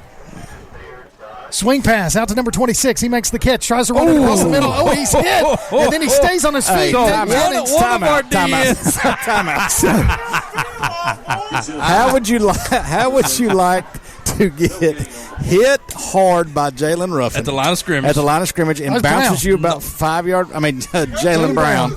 Brown hits you, bumped you back about 5 yards, and then waiting for you is Nate Jennings on a full run. Just to wrap you up and drag you down. Not a good play. So they're going to say his forward progress, which really wasn't forward progress. No, there was no forward progress. There was a loss of 5 he got to where that. Jalen hit him. He did. That was a line of scrimmage. That was about it. Yeah. That guy said, do not give me the ball the rest of the night. So we're under a minute remaining in the first half as are going to let this clock run down. The play clock is going to run down to 0, and Grissom's going to take their final timeout of the first half with James Clemens on top, 21-0. So make sure that you've been paying attention for our in-flight movie quote, as you might have heard it moments ago. I'm going to tell you what, we've got some angry fans here too. Yeah, and a lot of that has to do, if you're listening to some of these fans kind of making some comments, it has to do with a little bit of the play calling, because I'm not really understanding the rhyme and rhythm that Grissom's trying to make. Well, here's the thing. Survival? I think at that point, yeah, you're right. Let's talk about this for a minute, just in an overall perspective. I think we brought this up in conversation the other day, just how irrational some fans are in sporting events. You're not working with that group of kids every day. It's impossible for you to know every situation, every scenario, and the entire thought process that goes into making a play call or personnel or So I mean, it's easy for us as parents or as fans to second guess coaches, but you also got to trust that no coach comes out here looking to lose. Right? No coach's point is like, hey, let's go see if we can lose this game. So they're doing the best they can for their team in that situation. So a little handoff up the middle. Nice little pickup there by Grissom. Now penalty flag on the play. Maybe a little extracurricular activities. Late. Yeah, that one looks like it might be late hit on James Clemens. We'll see. Yeah, but it was a weird play. It was a weird play. Because it wasn't like anybody hit him late. No, it was almost like it was thrown at some of the defensive back and some of the blocking going on back here. So the official looks like he's going to mark that one against James Clemens the way he's holding the football, and he is. So we'll see what the call. Personal foul. Face mask. Okay, I didn't see the face mask. But somebody did. First down. So stick around. Make sure you listen for our halftime, because during our halftime, we're going to have special James Clemens performance, and we'll be picking that up here on the broadcast. And then after that, we'll take a break, and then when we come back, you're going to hear the coaches interview themselves. Oh, that's really happening? That's really happening. How about I interview Coach Johnson? Well, that's fine. I don't want to interview myself. Tip drill. Pass falls incomplete. But, yeah, I said interview yourselves. Yeah, you're going to interview each other. I might need to call Coach Orr before I put this interview on. So I want to hear what you guys have to say about softball and baseball. Coach Johnson, our varsity baseball coach. I was going to say I could interview you about softball. And I could interview you about baseball. Okay. So 2nd and 10 after the pass deflection, falls incomplete. 30 seconds left on the game clock to end the first half. 21-0 your score. Grissom. Handoff up the middle, no go. Nothing there. 3rd down. That'll probably be the final play and the clock is the not first running. half. Oh, yeah. It's back. It is, but kinda. I don't understand what. So James Clemens is going to try to make them. So Coach McGee called timeout. So we do have a winner of our in-flight movie quote. Another winner. Steve Bush. Congratulations. Steve. Way to go, Steve. You correctly identified the water boy. Mama said alligators so hungry because they got all them teeth and no toothbrush. The medulla oblongata. So Steve wins a $10 gift credit or $10 credit to Honest Coffee Roasters over in Madison. Steve, I'll give you 20 if you'll bring us up here cut right now. Yeah, that's right. That was in honor of the Grissom colors, right? Yes, it was. Boy. Little water boy. We did talk about that earlier on. So that is our final in-flight movie quote winner of this 2023 football season. It's my second highest favorite Adam Sandler football movie. Oh, listen to you. I know what the first one is then. Yes, you do.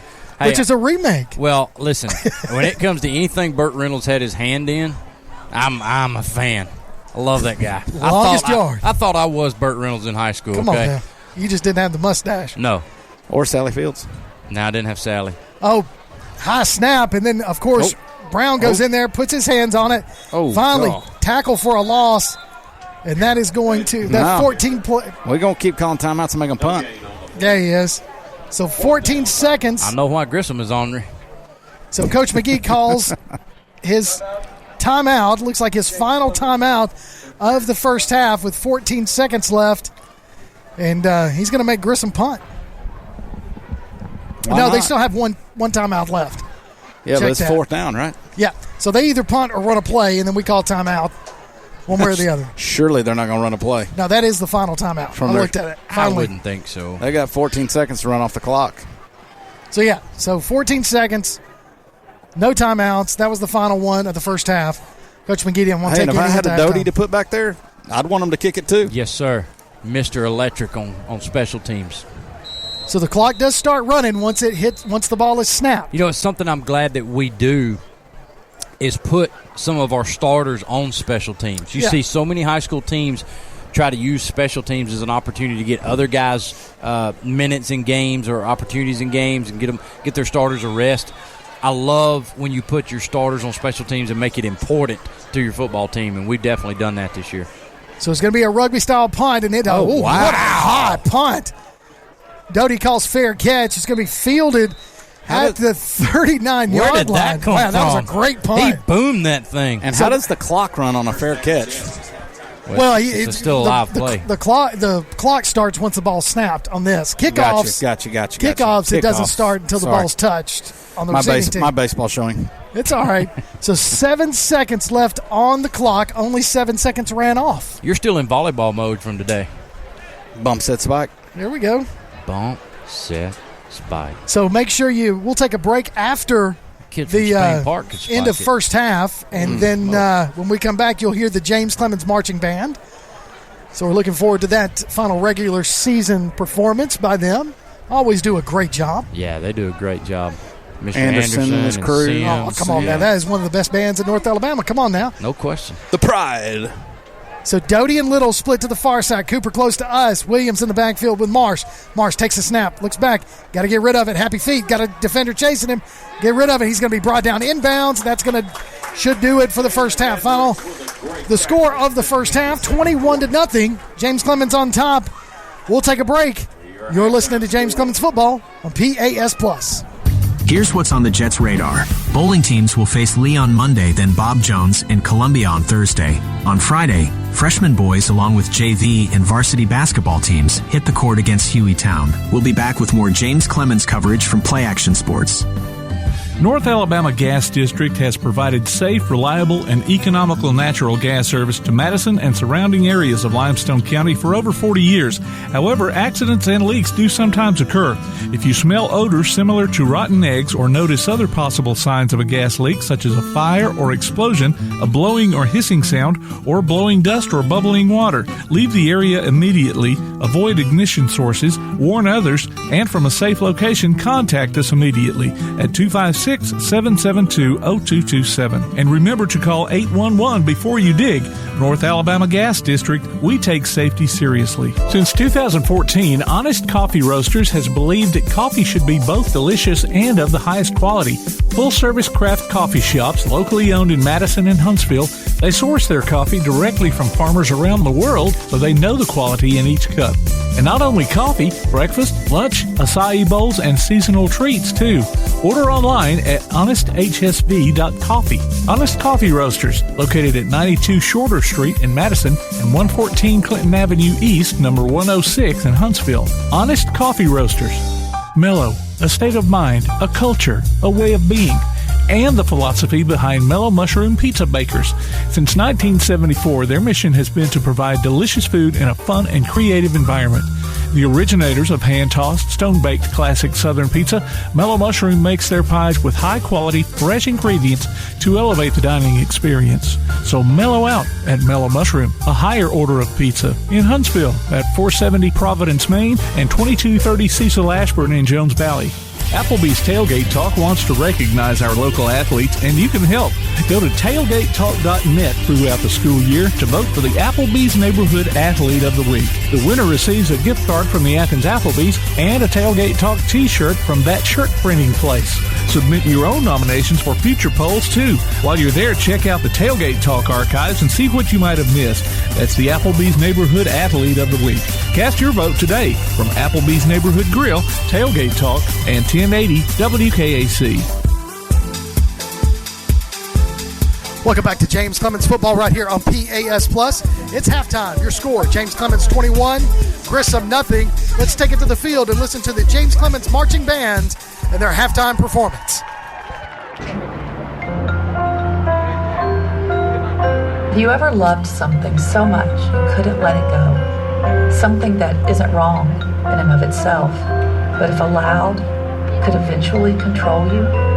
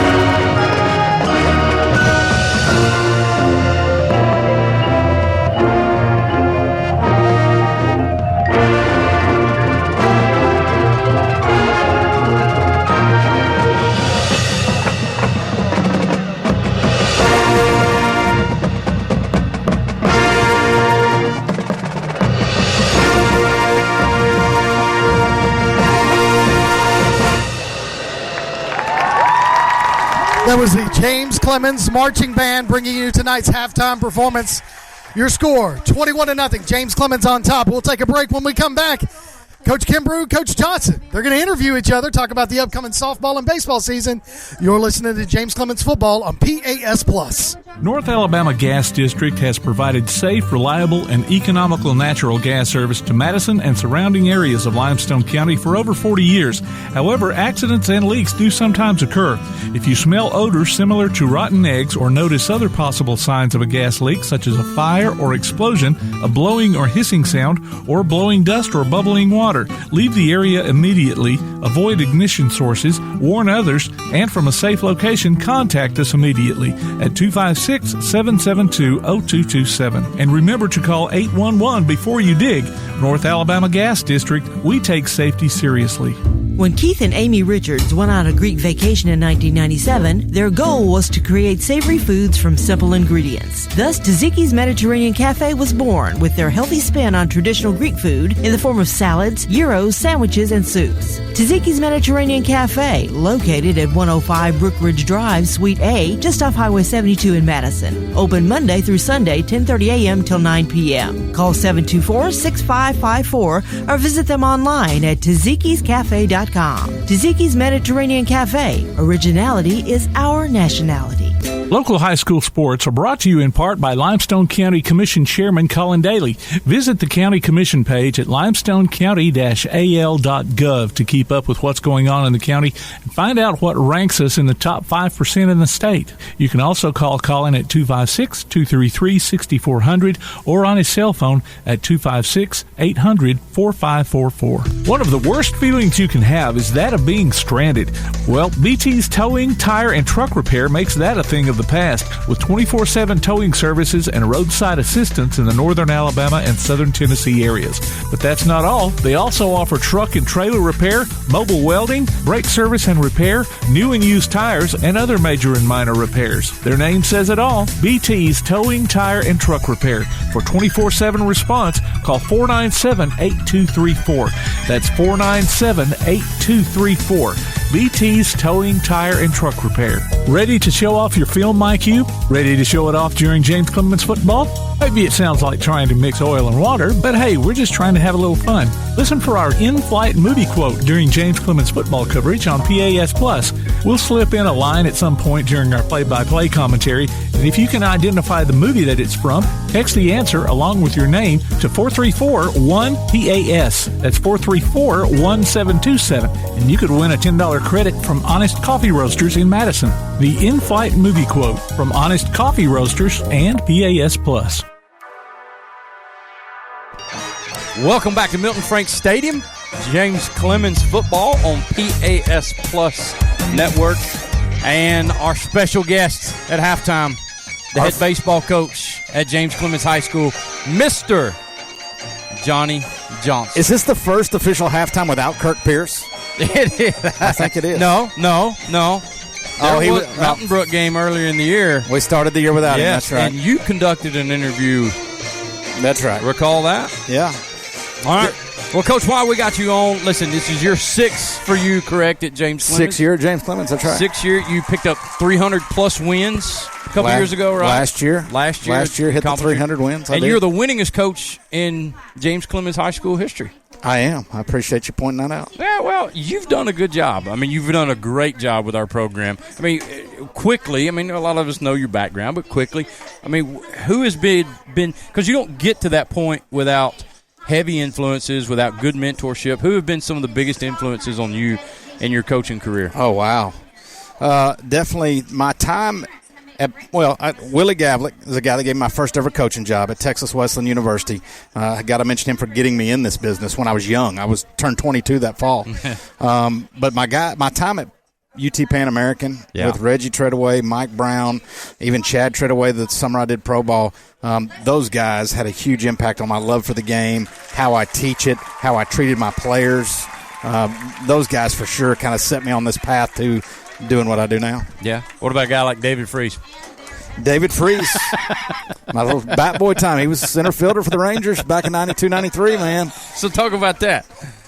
Bat boying? Yeah, sure. Grew up in Arlington, was a bat boy with the Rangers, 92 and 93. Man, one of the best experiences of my life. Some great stories that have been documented. Some have, some haven't. Yeah. Some never will be. But that's where I fell in love with baseball in general. Not coaching necessarily, but just baseball in general, growing up in Arlington and being around that type of baseball for sure in that area. And just a good area for baseball at the amateur level. What about you? Who's your influences? Well, in coaching in general? Coaching. I don't know you're from around this area, so Bear Bryant doesn't count. Yeah, well, Johnny Wright, a guy that I played for in high school, I learned so much from that guy, just playing and working.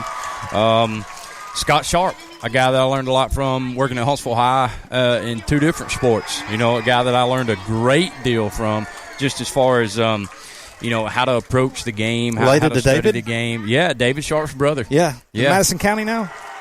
He was at Madison County. Yeah, he's retired from coaching. But a guy that's just incredibly, incredibly intelligent when it comes to sport. Incredibly intelligent in everything. Him and David both are. Oh, yeah, for sure. Had dinner with David last night. Okay. Yeah. Okay. Love David. Hey, you talked about the Rangers. Okay. World Series, baby. How about that?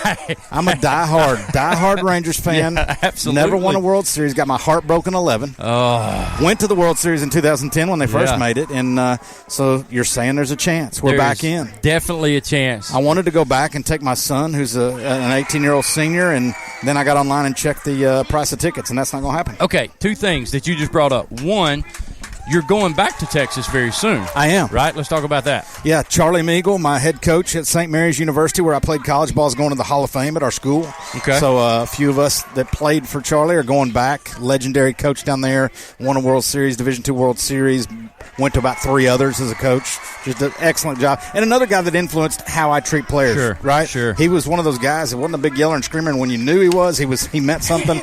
You knew you were in trouble, and he gave you enough rope to be a man, and you could either use that space to grow or you could hang yourself, right? Yeah. And just a really good influence on how he treated his guys and got the most out of our teams. That's going to be a fun trip when you get to see him and you celebrate him and then reunite with those guys. Yeah. The other thing you brought up is JT, your son. Yes, sir. So I've been down this road and had a senior season myself. Last year. Right? Yeah. With Anna. Yeah. What are the pros and cons that you found in the past few years of coaching your own kid? Look, love my son. Yes.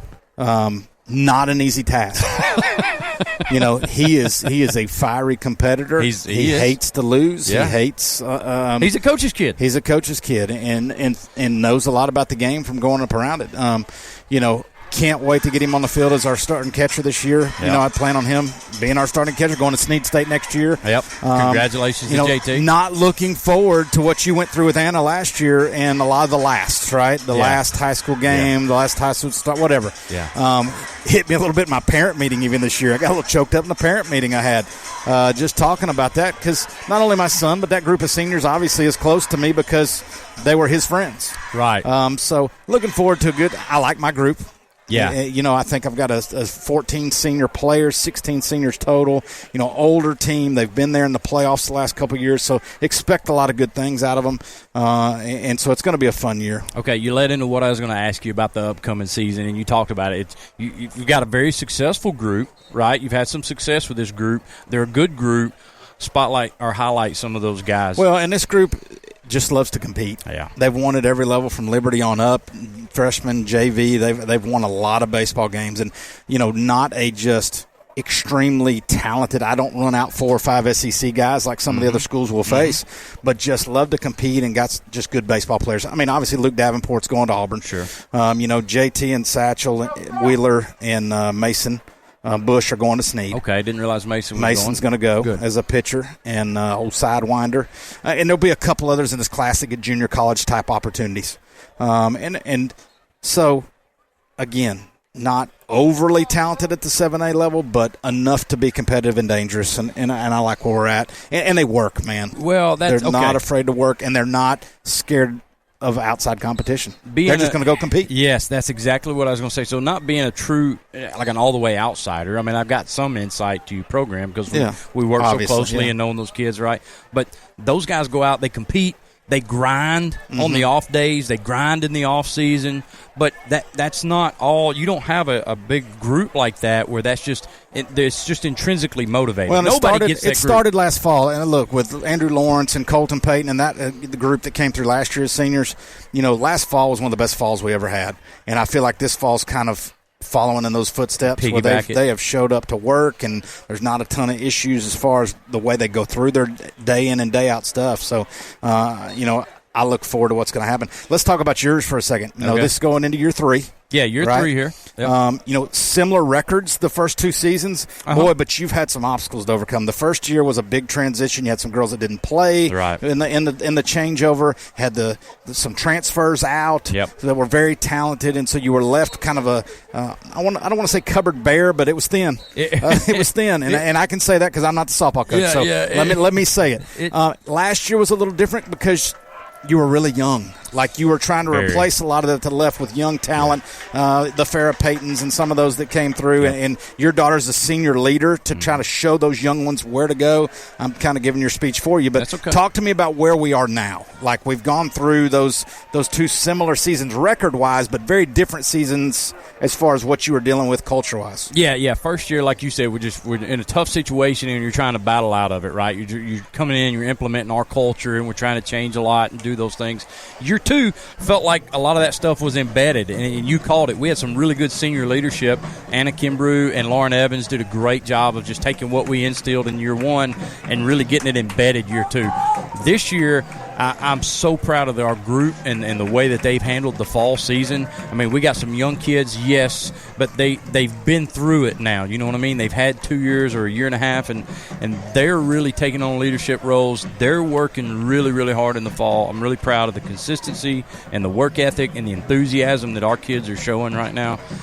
Again, it's hard to say how talented we are because we don't play a lot together outside of school ball, right? But I feel really good about where we're at and doing those little things, being disciplined and the effort. So I feel like we're in a much better situation. I feel like it's our team now. Yeah, that's right. I mean, year 1 it certainly wasn't. Year 2 we got our hands on the reins, but year 3 I feel like it's our team, and they know what we expect. I feel like in the 2 stops, Fort Payne and James Clemens, it took till that 4th season to really be totally mine, right? Yes, and year 3 got better, and we were really close, and you may get there faster than I did, but that 3 to 4 year window to really become your program, right?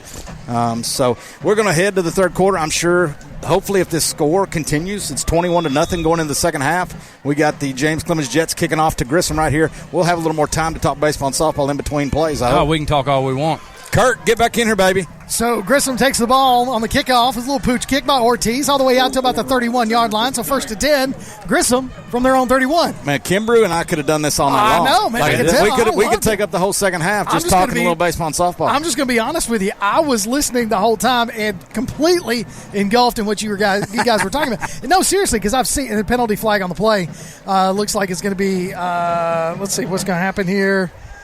I'm going to say it was a late hit, but dead ball. Personal foul. Oh, they're going to say it's against Grissom, so they must have blocked in the back there.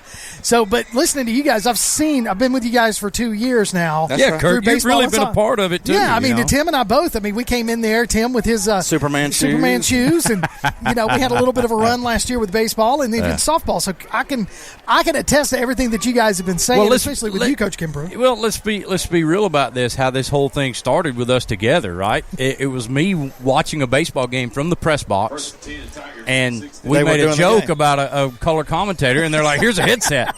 So, afterwards they were like, that was great. And you returned the favor that year, right? You came up halfway through a softball game. And next thing you know, we're in the box on Friday nights. Then we're getting a call in the summer of, by the way, guys, I hope you know I'm counting on you to be the color commentators for football. So first down pass caught, so brings up second down. It was a reception, take them out of bounds after a 5-yard pickup. No, I think that speaks volumes to what we've been able to accomplish over the course of the past 2 years with football, and also going into the spring, the past few years with softball and baseball. It's hard not to be excited in the springtime around our place. Oh, absolutely. Especially the Jets Plex. I love it. You know what I mean? So much going on. Now. Yes. Jet Blue, Jets Plex. Come on now. Here we go. Jet sweep by Grissom. He's going to be stood up, lost on the play, loses his helmet. So, and let me say this, too, and I can attest to the stuff that I do, but Kimbrough, too. we are involved in so much that goes on around James Clemens. Yeah. You know, I mean, I love James Clemens. I love the administration we work for. It's the place to be. James, JC, the place to be. I mean, I do PA on basketball nights. Right. We do this on Friday nights. Kimbrew is all over that school. We both went to volleyball today. We took students to volleyball regionals. We are involved in lots of different facets of the school and just love what's going on at James Clemens, or we wouldn't be involved doing this. Absolutely right? not. Yeah, it's a great place. Trips to the far side, drop back to pass, going to throw it. He's going to be caught and then met immediately. Nice play. Loss on the play of about 5 yards. I couldn't see who made the tackle. Can y'all? Who is that? 28? I couldn't see him, but I could see him running. That is Rose. That's what I thought it was. Rose. Was that not Rose that stuck him? It was this linebacker, 18 maybe. It's hard to see on these jet blue uniforms. That's not Little. No. That's not AJ. So, well, nevertheless, after the loss of 5 on the play, brings up 4th down and 15, and Ty Doty is going to stand at the 45-yard line of Grissom as the punter is standing in the end zone. My guy over here is medulla oblongata's hurting him. Yeah, he's not happy. No, he is not. High snap, fielded punt. Shank eponymous right there, and it's going to roll, but it does take a Grissom roll as Doty picks it up on the bounce. He's got breaks it to the near side. Got one man to beat. Blocker. What a block by Mark Woods. Cut back. Cut back. He's going to return it. Touchdown. It's going to be a 45-yard touchdown. Punt return. Ty Doty. Look, if you punt that thing on a line like that, even though it hit the ground and hopped to him, there's no time for you to have any help as far as coverage. No. And he's got time to set his blockers up and see where space is, and he found that coming around to this left side, and he had one guy, you mentioned it, one guy to beat, and Mark Woods took care of him and put him on his back. Mark Woods threw a heck of a block to spring that thing completely open. So 45-yard punt return by Ty Doty. And the whistle blows it dead on the extra point. I don't know if we false started. They were so far offsides they called it. Yeah, I think he was across the neutral zone clearly. Yeah, because they had 2 guys really close to the kicker right there. He was slapping high fives with Ortiz in the backfield.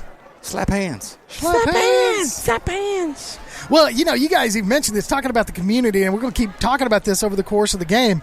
But the community and the things that have impressed us being a part of this. But one of the things that y'all did not talk about for either one of you is the new addition to the Jetsplex, and that's the new facility. We did not talk about that. The press has done a good job of that. Actually, the press makes everybody think there's a track or a football. A new football building. I've had so many questions about where's the new track building or the new football building. It's baseball and softball. You know what? I'll tell you what would be interesting. Someone come do a show once a week in our new offices with just you and I. Oh, when the new offices get open? Yeah. Somebody just come in, sit we got down, the new big meeting room? Yeah. It's going to be outstanding, fellas. I mean, you're talking about 4 indoor cages. Kirk is smiling because he's thinking, I want to host this thing. Or at least I'm going to watch. Softball locker rooms, bathrooms. We got a big meeting room, got storage, baseball, softball offices, laundry. Like, the school system is doing it right. Yes. It is really going to be nice and be a great addition. And really something that's needed because schools our size all over this state and schools smaller than us, 6A, 5A. Oh, yeah. I mean, I had an indoor facility at Fort Payne that we built. Yeah, I had one. And you think about the amount of reps that we don't get on weather days. Oh, yeah, because absolutely. you don't have a place to get inside. And it is a game changer when you talk about the amount of reps our kids are going to get and the opportunities. So Ortiz's extra point is good. Takes the score to 28-0. 10 minutes remaining in the third quarter after Ty Doty with a 45-yard punt return. So shout out to Madison City Schools for making Absolutely. it happen. No, and an onside kick, but really not an onside kick, more of a squib kick. To Bobby fielded at the 30. Yeah, it is Bobby Boucher. He picks it up, runs it to the 39-yard line, 1st and 10. Grissom from their own 39. But shout out to Madison City Schools. Shout out to the two of you as coaches. Shout out to the administration. Well, and our athletic director, Jason Watts, Absolutely. who does so much for us. And the guy does not want any recognition. He does all of his work like in darkness, okay, like a ninja. He's very quiet in the way he goes about things, but that guy is constantly working.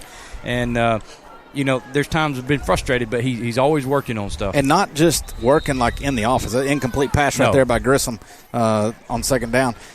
That guy sweeps floors. He'll be on the floor cleaner. Yeah. He pumped out He was pumping out a porta potty at my place when the bathrooms were down last year. I do remember that. He is not one of those administrators that's going to go, let me call a janitor, right? He's a worker. He is a worker. And you know what? Top-notch guy, too. Oh, Class absolutely. act and everything that he does. Yep. He's a guy that you want on your side. So 2nd and 10 after the incomplete pass. Grissom puts a man in motion. Going to fake the handoff now. He's going to give it to the second man through, and he's going to pick up 3 yards on the play before he's just wrapped up and brought down by a whole slew of that swarming, dog-fighting. Hayes Harrison got him wrapped up, and then everybody else wrapped on with him. So brings up 3rd down and about 7. So let's see if we can get a Woodard decking and fencing defensive stop right here. I feel it. So trips to the far side. Oh, it's triples. Or triples. And then the shotgun by Grissom. Play clock down to 15. Game clock, 9:15 on the 3rd quarter. Throws it across the middle. Beautiful pass on the slant. Picks up the slot receiver, and he picks up the first down. That's probably one of the prettier plays Grissom's had all night. Yeah, great pass right there by the quarterback. On time, got it out quick, hit him in stride. Luckily, we had great coverage and got him down quickly. Because, if we got a little cushion between him and the receiver out there, he could have ran for a while, but we had really good coverage.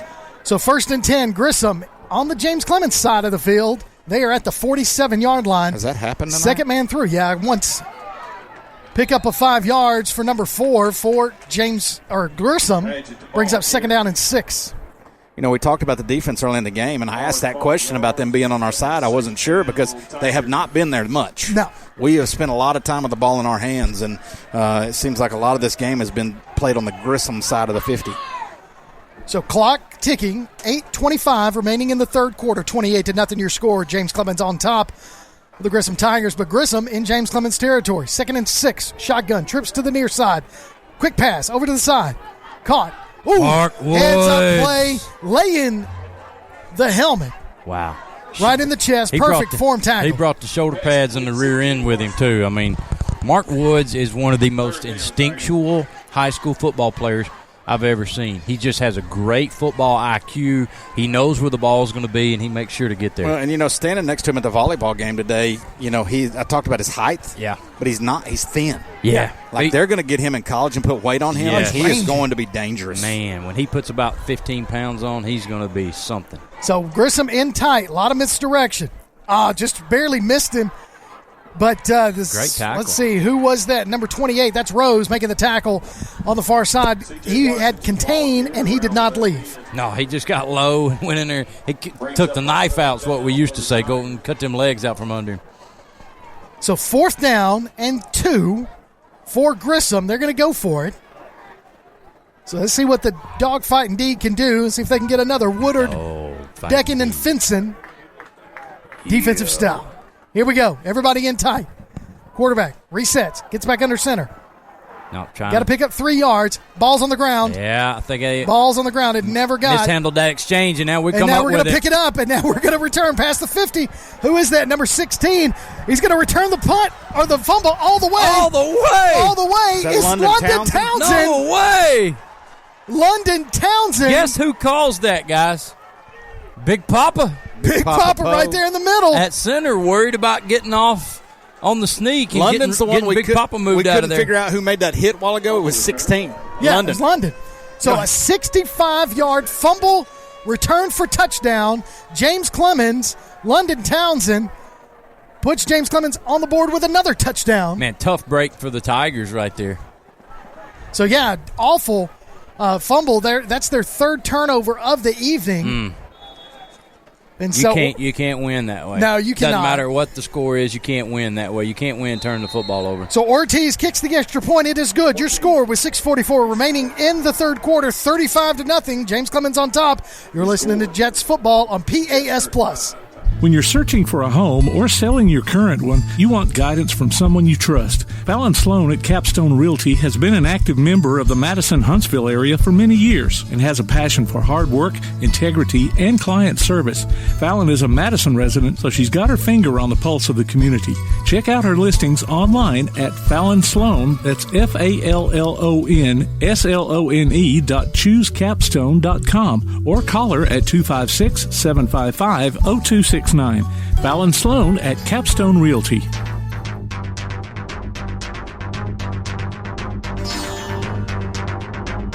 Welcome back to James Clemens Football on PAS Plus. 6:44 remaining in the third quarter, 35-0. And here's something, guys. We've scored 2 touchdowns in the third quarter. Haven't seen the offense.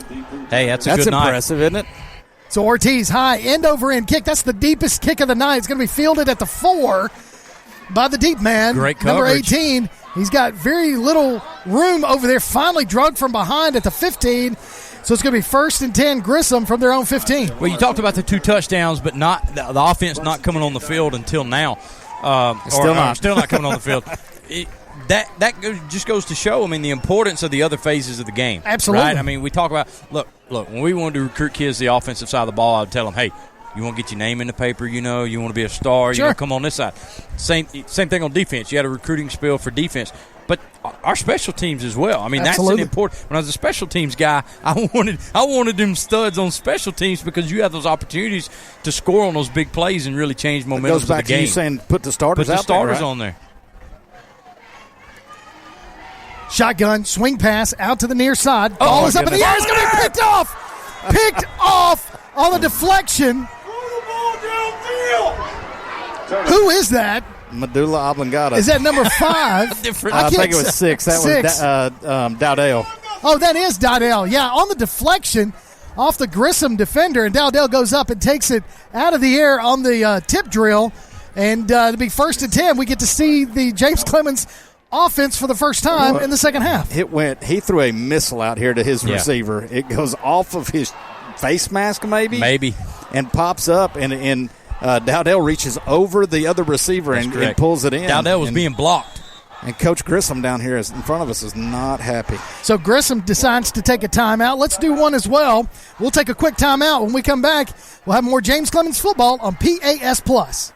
Ever thought you'd like to have a nice privacy fence or deck, but thought it would be just too expensive? Think again.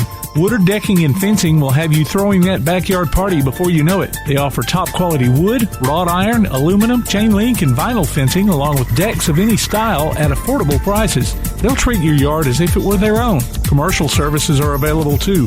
Woodard Decking and Fencing. Look them up on Facebook and see what they can do for you.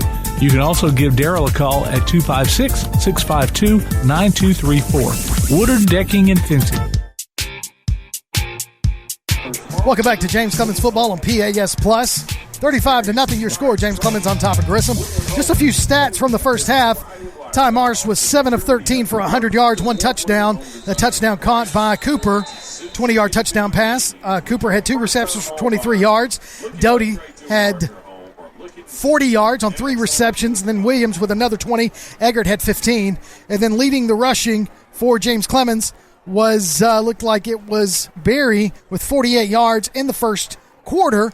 Also scored a 4-yard touchdown. 33 yards for Williams. And then, of course, Marsh had a quarterback sneak earlier for 1 yard for a touchdown.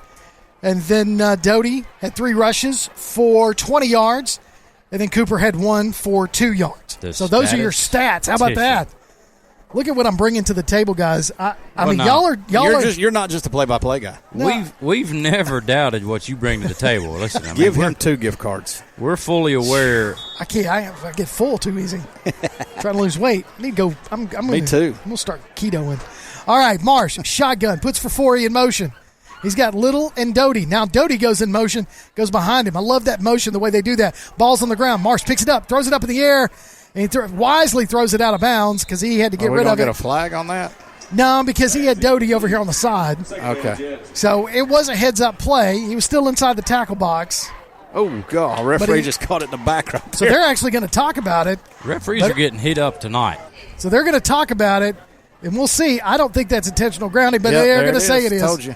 So here's the problem. Doty is over there, but he threw it so far out of bounds that it wasn't even towards Doty, and it was in the tackle box. So with that incomplete pass, that is a penalty. Golly. Intentional groundings on Ty. So that penalty is going to move us back. So replay. Well, actually, we lose the down. So it makes it second down. And goodness. we could say second down in Park City, Tennessee, if you wanted to. Because, I mean, that is a long way. 25 yards, really. Lost it down. So that's our first penalty of the second half. Well, the reality is where we are, it's a 3-down situation anyway. Yeah. Even on second down, because we're not going to kick that field goal that long unless we get up near the first down maybe. So we had 5 penalties in the first half for 40 yards. So handoff. Over to the near side. No gain on the play. Brings up third down and a long. And now extracurricular activities. Williams was the ball carrier. No gain on the play. But got some laundry on the field. We'll see what he says.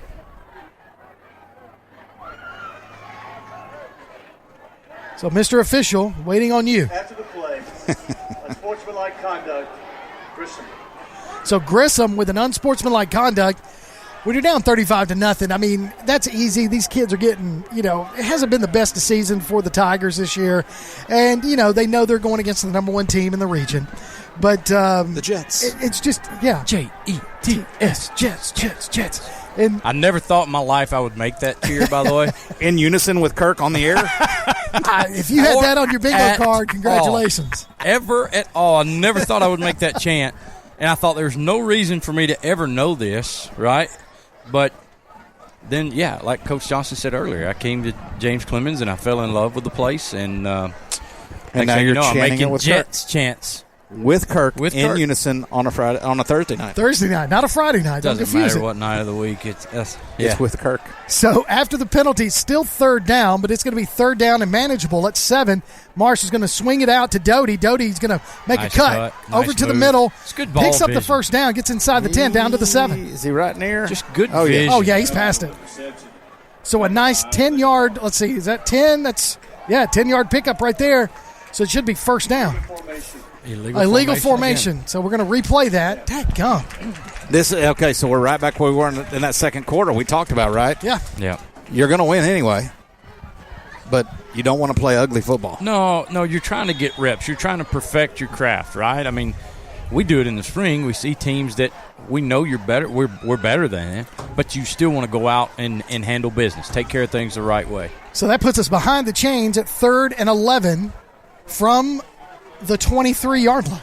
Not trying to make it about us, but since halftime. Yeah, no, it's all about you guys. I don't know about that. So Eggert goes in motion. He's going to split out with Little. Got Doty and Cooper in tight. Marsh drops back to pass. Got to throw. Now he's got a rush. Pocket collapse. Got to get rid of it. Still on his feet. Now he's going to be drugged down. Gets back to the line of scrimmage. 4th down. That's one of those he didn't really have time to even keep his eyes upfield. He had a little window once he spun away from the first guy to maybe look upfield and find somebody, but then there was 2 more orange people in his face. So Coach McGee says, hey, let's see how far Ortiz can kick. Yeah, why not right This here? will be the longest field goal I've seen him kick this year. What do you got to lose? What, about 38 yards? Need to know now, right? Before the playoffs. Let's find out. It's going to be a 40-yard attempt from the near hash mark. So Ortiz, this will be the longest one I've seen him kick. Bad snap. Oh. Kick is up. I think it's going to be wide left. Hey, I'm going to tell you, there was plenty of leg. Oh, absolutely. He had that. He could have done a 50-yard with that if it had been lined up straight.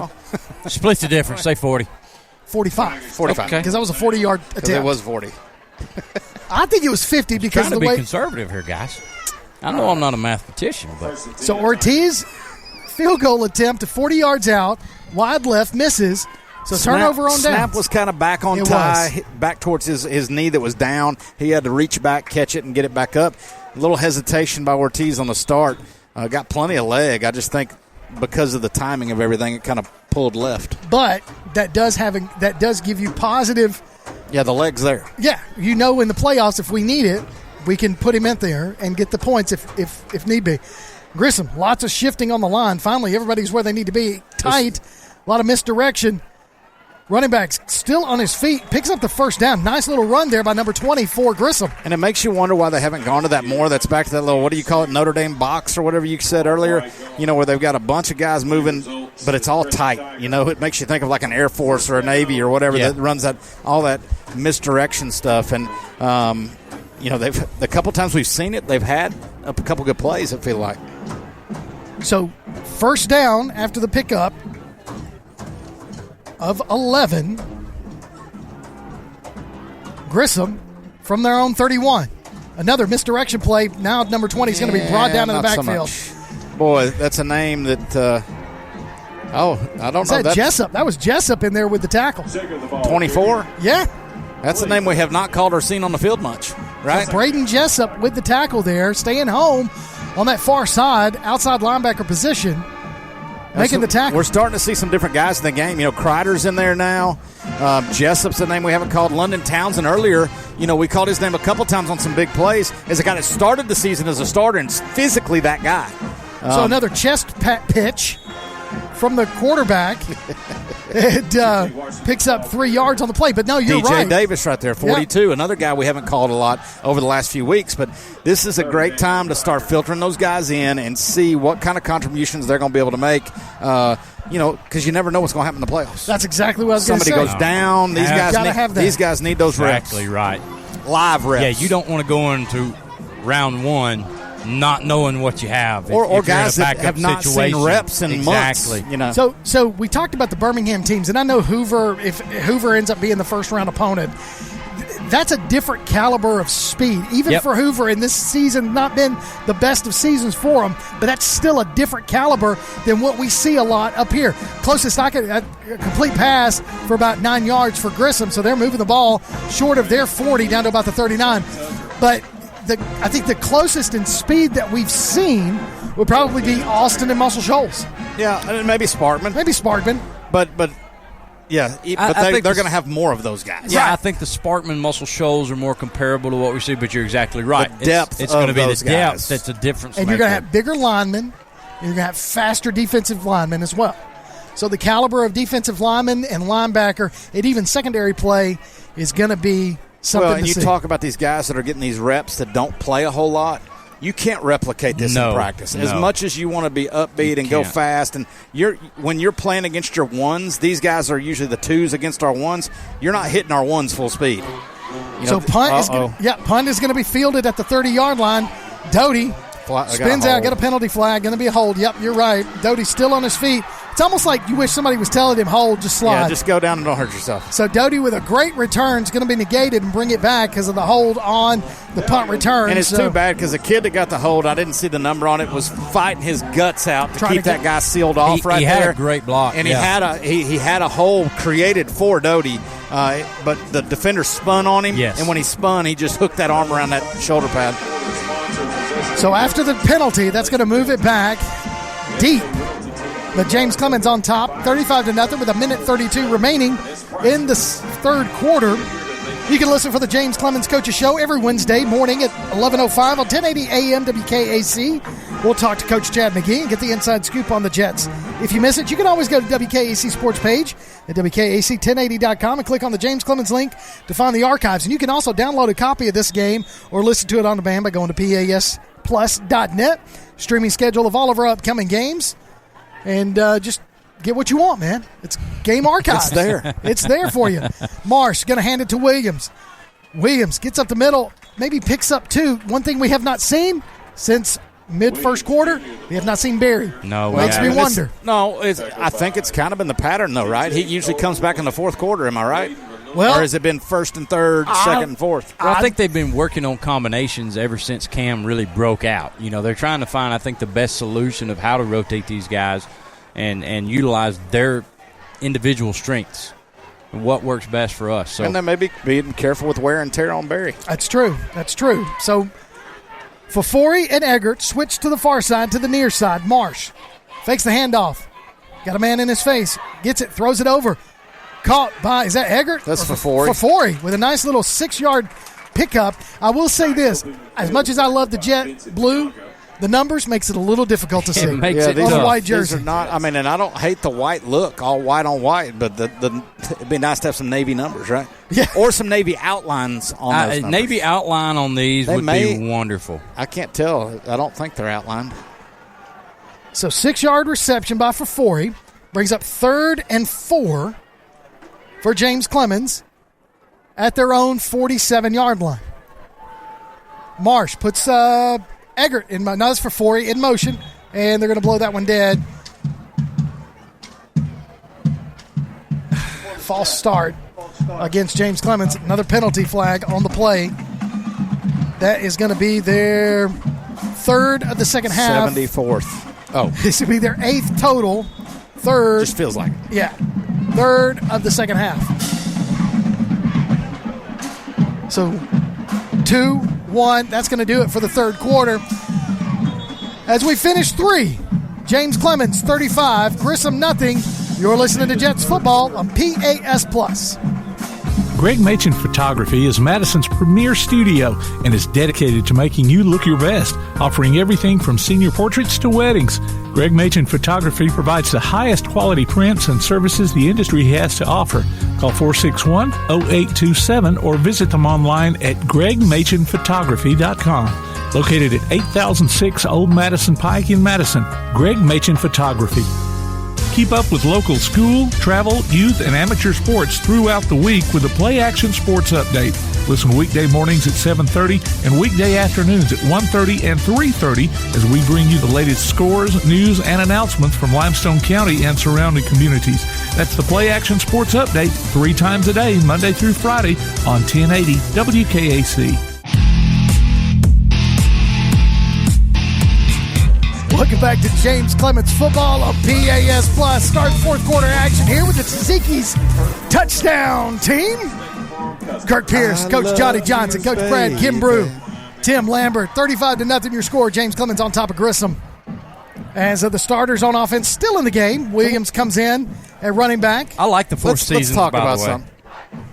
We've had the 3 different outfit changes for our dance. What are they? I don't know. The winter guard, squad, not the winter guard. The winter guard's the flag, but we've gone from gold to whatever they were at halftime to now black. So Marsh's pass is complete to Doty. Doty's still on his feet. The first guy never brings him down. No, and he gets, I think they're going to give him 9 yards on the reception. That third down pass brings up 4th and 1, though. So nice little reception there by Doty. I do love the 4 seasons, and I know that's strange for someone my age. Why? Why you say that? Because we keep playing. Are you old? No, I'm not old at all. I'm getting younger by the day. I got an old soul. I like some of that old stuff. Yes. I like that. It's just feel-good music, man. It is. So Marsh keeps it himself, goes up the middle, picks up 4 yards. First down, James Clemens. Speaking of the 4 seasons, take your wife to see the Jersey Boys on Broadway. Jerky Boys. Seen it on Broadway. Not Jerky. Really? Yes, I have. It's a great one, isn't it? On Broadway and in Huntsville. Yeah, I saw it in Huntsville. Yeah. So, it is great. The Jersey Boys. Yeah, it's really good stuff. I mean, there's a movie, but the Broadway play is really cool. Did you know that Joe Pesci introduced the 4 seasons? Joe Pesci? Yeah. They did. We knew that. We did because we've seen Jersey Boys. I did First and 10. But I like Joe Pesci. From the Grissom 46, Marsh, look at the pass. Rolls it out to the near side. Got to get rid of it. He's got some pressure. Throws it off. Little jump look at pass. this. Right over the hands of Cooper as he had him wide open. And what was funny there is Marsh was doing almost like one of those hop throws that he would do from center field. You're welcome. You're not going to give me anything on that. Well, I'm just trying to imagine Ty in center field. If that happens, something has gone bad wrong for the Jets. There's been 3 or 4 things go bad if that happens. Something's gone bad wrong if Ty Marsh is playing center field. Well, ago he had a good outlook on the spring. Now he's Remember I talked about that team and all the seniors? I'm playing all freshmen and Ty's in center. But Marsh is at quarterback, and he's in the pistol. He's got Williams behind him, puts for 4 in motion. 2nd and 10, going to hand it to Williams on the far side. Got some blocking. Bust through several tackles. Look at him still on his feet. What a run. And being held up by 2 defenders. They're going to say he picked up 8 yards, so nice heads-up run there by Williams. He hit the hole in a hurry, which he usually does a good job of. Yep. Then he leaped over one guy. Or leapt. Leapt? I don't know. Yeah, probably leapt over That's him, too. Good English vernacular. No, I have no idea what happened after that. It took 2 guys. He never went down. Ran out of an arm tackle. You guys. Yeah. So 3rd down and about 2. We'll say a long 2, maybe closer to 3. So Williams back there by himself. Going to be a jet sweep to Doty. Doty tries to bounce it to the outside. Going to try to turn the burners on. Makes another man miss. Goes out of bounds at about the 35, picks up the first down. So 5-yard pickup there by Ty. Yeah, Ty saw an opening in the middle of our line right there and thought for a second about taking it. The problem is on those jet sweeps, those jet handoffs, it's speed. You got to go. Oh, yeah. So if you hesitate at all, that outside is going to close, and that's kind of what happened right there. Probably, if you look at the jet sweep, we have a tendency to try to keep it bounced to the outside, but there is usually a hole. Sure. Running backs would plant and cut. But that's tough. It is. Tough. It is. Because he's moving so fast this way. And you got to commit to it. There's no hesitation. So I formation, going to hand it to Williams with Fafori, the lead blocker. Williams still on his feet. Great use of his Look blockers at that, right 9 yards on that Man, pickup. he just kind of hid behind them, didn't he? Patience right there. So 9-yard pickup there for Williams. So it brings up, now they're going to say 8 yards. So 2nd and 2 for the Jets at the, what is that, Grissom 27? Yeah, 27-yard line. 9:27 left in the game. 35-0 your score. James Clemens on top of Grissom. So Williams, still the running back. Haven't seen Barry since midway through the first quarter. Hope he's okay. Got 2 weeks to rest up before the opening round of the playoffs. Well, and the other thing, too, and he may not factor in this at all, but DJ's a senior. Yeah. Cam's a junior. Yeah. Last regular season game, and they may let think DJ you're right. ride a little bit. I think you might be right. I think you're right, Coach. Just Cam's been such a big player for us the last 4 or 5 weeks. I agree. I think let DJ play this game, get as many reps as possible. First down, Jets. So the Jets pick up the first down on that 7-yard run there by DJ Williams. And James Clemens decides to call a timeout with 8:52 remaining in the ball game. We'll take one as well. You're listening to Jets Football on PAS+.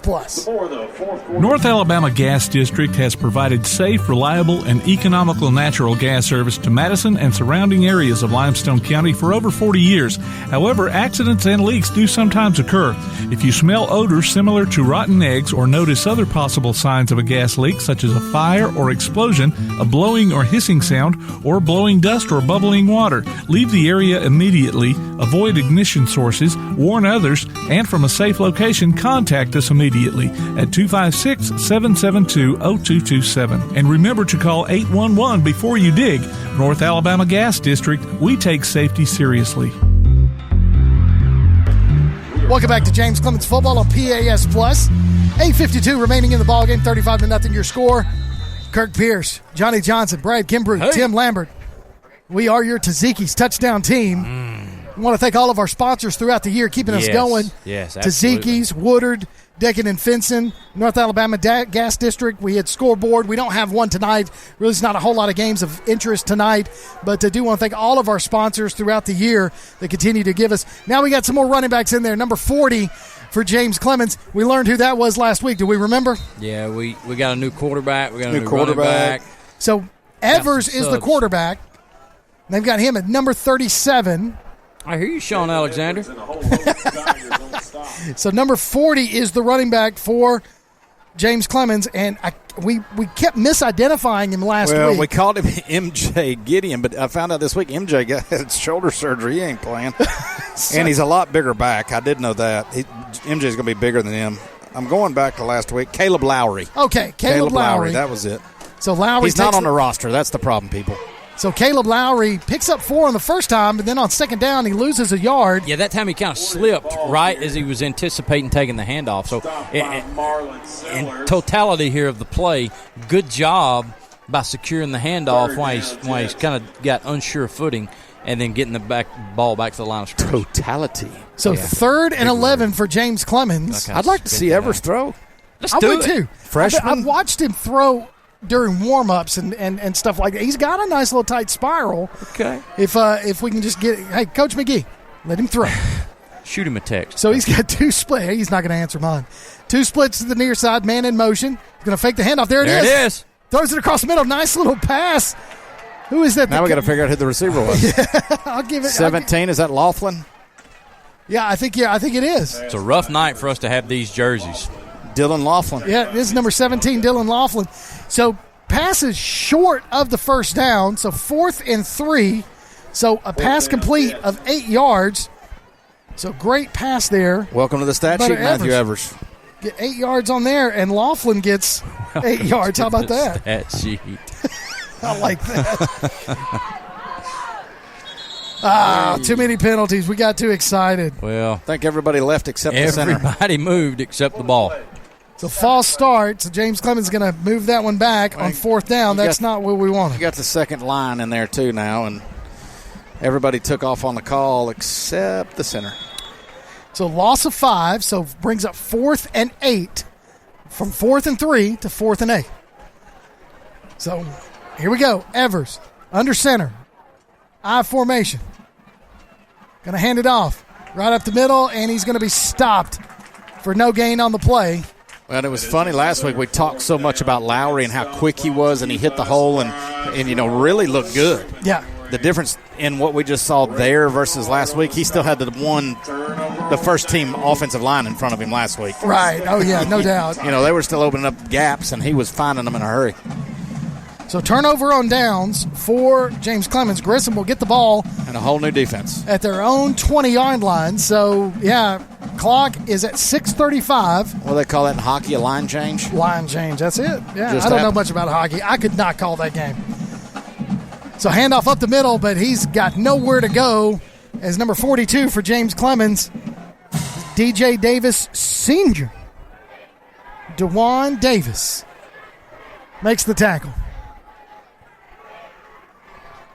So 6:18 and counting after a 1-yard pickup there by Grissom, 2nd and 9 from their own 21. I'm just trying to look at the rosters here and figure out who's who. I got you.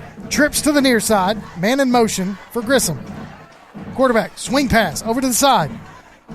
Coming opposite field. Finally tackled from behind. Picks up 2 yards on the play.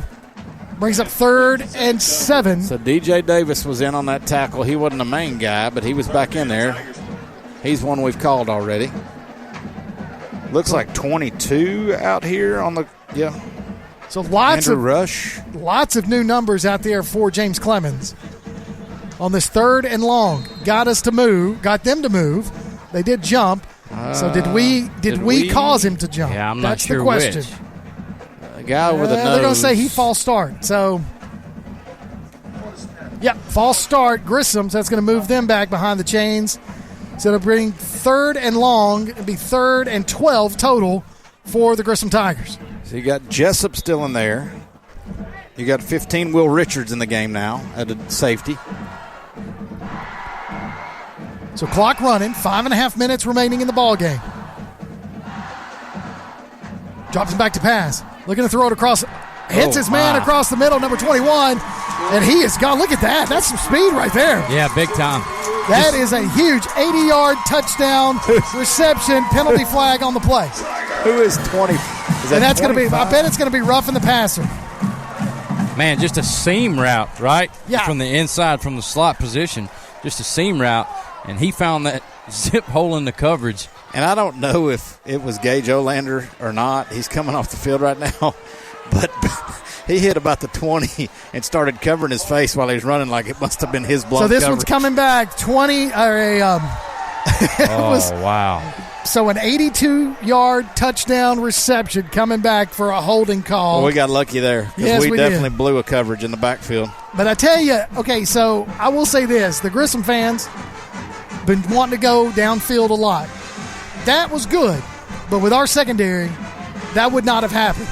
No, I don't think so. Mark Woods probably puts a hat or hands on that ball. Because you're going to we're playing zone there. That's the only way that makes. I agree. But timeout. Where have we been hurt most this year? Well, the secondary. Yeah, that's true. But and not on the lack of ability. It's usually on a blown type coverage like that. Even with our starters, when we've been hurt, it's been on long plays. It's typically not long, short. I mean, it's typically not long sustained drives. But let's think back, and a lot of those were the first 4 weeks, right? Yeah. We seem to have shored some of that confusion up the last several weeks. I wasn't at the Sparkman game, but I would think that we had to have done a better job against Sparkman, right? In the games we've seen, of course, since Muscle Shoals, I guess. So you've got your second-string defensive secondary in there. You're not going to put them in man coverage. You're going to put them in the zone, and that's what they called. They called like a seam route, which is going to get behind that zone, and then he's just off to the races on a quick pass. Yeah. And so, but easy throw and catch. Easy throw and catch, and then outrun. I mean, he's fast. That kid was fast for Grissom, but nevertheless, a holding call negates that 82-yard touchdown reception, brings it back. 5:07 remaining in this ball game. James Clemens, the score still stands 35-0. I like it, fellas. I think we'll have a home game in 2 weeks. And I'm excited. I won't be there. That hurts my heart, man. I'm going to be out of town. I hate that. I'm going to miss the playoff game. Yeah. But I'll listen to you guys. I know you will. In Texas. In Texas. Deep in the heart. San Antonio, Texas. Deep in the heart? No, a little south. That is deep in the heart. Yeah, okay. Stars at night. Big and bright. Deep in the heart. So the quarterback drops back to pass, able to shake a defender, still on his feet. Finally brought down at the 20-yard line, gets Good back tackle. to the original line of scrimmage, brings up 4th down. I don't know who made that tackle. Will Richards right there. We just mentioned him as one of the new defensive backs and came up and made that open field tackle, did a good job. So Grissom's going to punt with 4th and 10, 4:40 remaining in the ball game. So back deep to receive for James Clemens. Is that 80? No, they're going to put Doty in. So Doty's going to go back deep to receive the punt. A lot of confusion with all these new bodies. Yeah, 4. I'm counting. Yeah, we bet got 11. He's having to put his gloves back on. We got 11. So the punt. I'm sure they told him just catch nice it. punt. Yep. He's got defenders in his face, and he's just going to fall down as he catches that. So it'll be 1st and 10. James Clemens from their own 36. You had to know that they were telling him just fair catch it, no matter what. We got nobody to block up front because most of those guys are probably not on punt, usually punt return. Sure. And he's slinging his gloves on as he comes back on the field because he thought he was done for the night. So 1st and 10 from their own 36. James Clemens with 4:10 remaining in this ball game. So it's great to have the season go the way that we've kind of been wanting it to. Of course, we had some early season losses, but those against some really top components, 6A. Then we dropped our first region matchup against Austin a couple of weeks ago. Bounced back last week, Albertville. Now tonight against Grissom, and we're going to walk away with a region championship. Hey, a lot better than what we went through last year. 100%. I love winning. So Lowry with the ball, tackled behind the line of scrimmage, 2nd down and long. It's like better than losing. You know what? That's a movie quote. Yes, it I is. love winning. It's like better than losing. It's like better than losing. Under 4 minutes left to play. You can't get anything free for naming that quote, people. No, you cannot. We're done with that. You can't get anything, period, except entertainment. So the only thing we got left. So Tim's giving me side eye here. So Lowry with the ball, got to get rid of some defenders, and he does not. Tackle behind the line of scrimmage, another loss on the play. 3rd and about 17. So Tim's kind of giving me a hint that maybe 2 there's. weeks. So you're saying there's a chance. Oh, look out, America. Come on, Dumb and Dumber. I just got smacked on the backside. It ain't the first time. Will be the last. No. So 3rd and 17. We're not on campus. You can't follow Poor. That there is IOUs. So Evers rolls to the near side, throws it over. Pass falls incomplete, 4th down. He had 83 wide open. It wouldn't have got his first down, either one of them, but, man, he had, is that Kula, 83? You're a young guy coming in. You're just looking for throwing and catching, right? Yeah. That would have been a real easy throw and catch. Receptions, that's all you need. Just keep trickulating the ball down the field. That's Hank Stram. Yes, it is. Kansas City Chiefs. Hey. Former Dallas Texans. Just put it in there, Reggie. There's you some football history. Man. How far back? If y'all haven't called on, Coach Johnson and I are Cowboys fans. And I guess second to the Braves. I'm a Rangers fan. So Ortiz's punt. That is a nice punt there by Ortiz. What is going on tonight? Boy, and it hit that turf and bounced back. Took a Grissom bounce.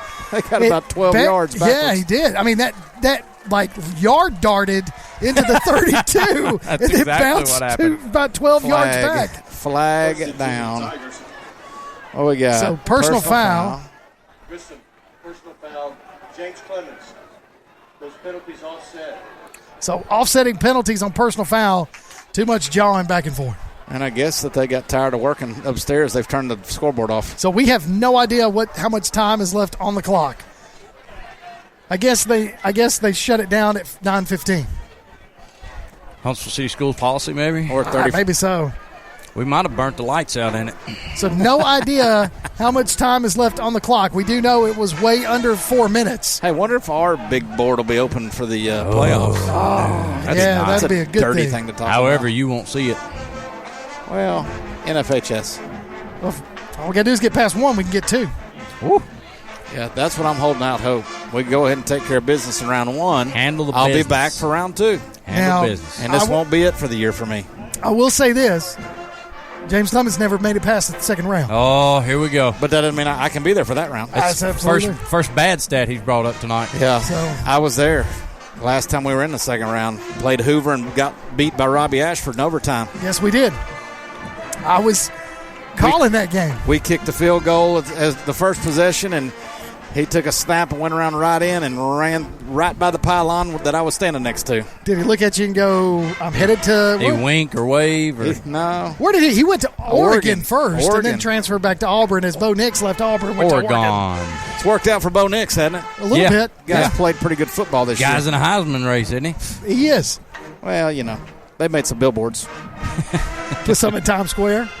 Wait till the billboard you see that we're making it for you. Come on now. For Kirk? No. First and 10, We get Grissom Kirk from 1, their 2. own 41. Hey, I'll take a billboard. Okay. Grissom's going to go trips. We have no idea how much time's on the clock because the scoreboard is shut down. Overpass caught complete. Yeah.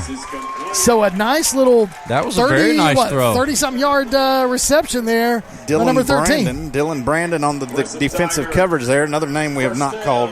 Go on, help yourself, Dylan. Okay, I know this is not a sponsor. Can I say that? Can I say that right up there? I almost did earlier, What? but they're not a sponsor for Biscuit us. Belly? Yes.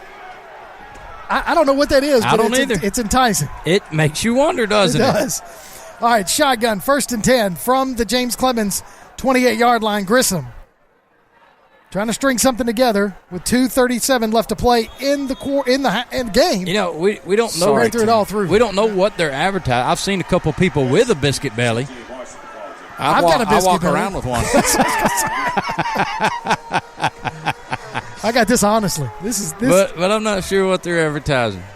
If we better be if careful. you are biscuit belly, hey, jump on board PAS Plus, baby. Make it happen, Captain.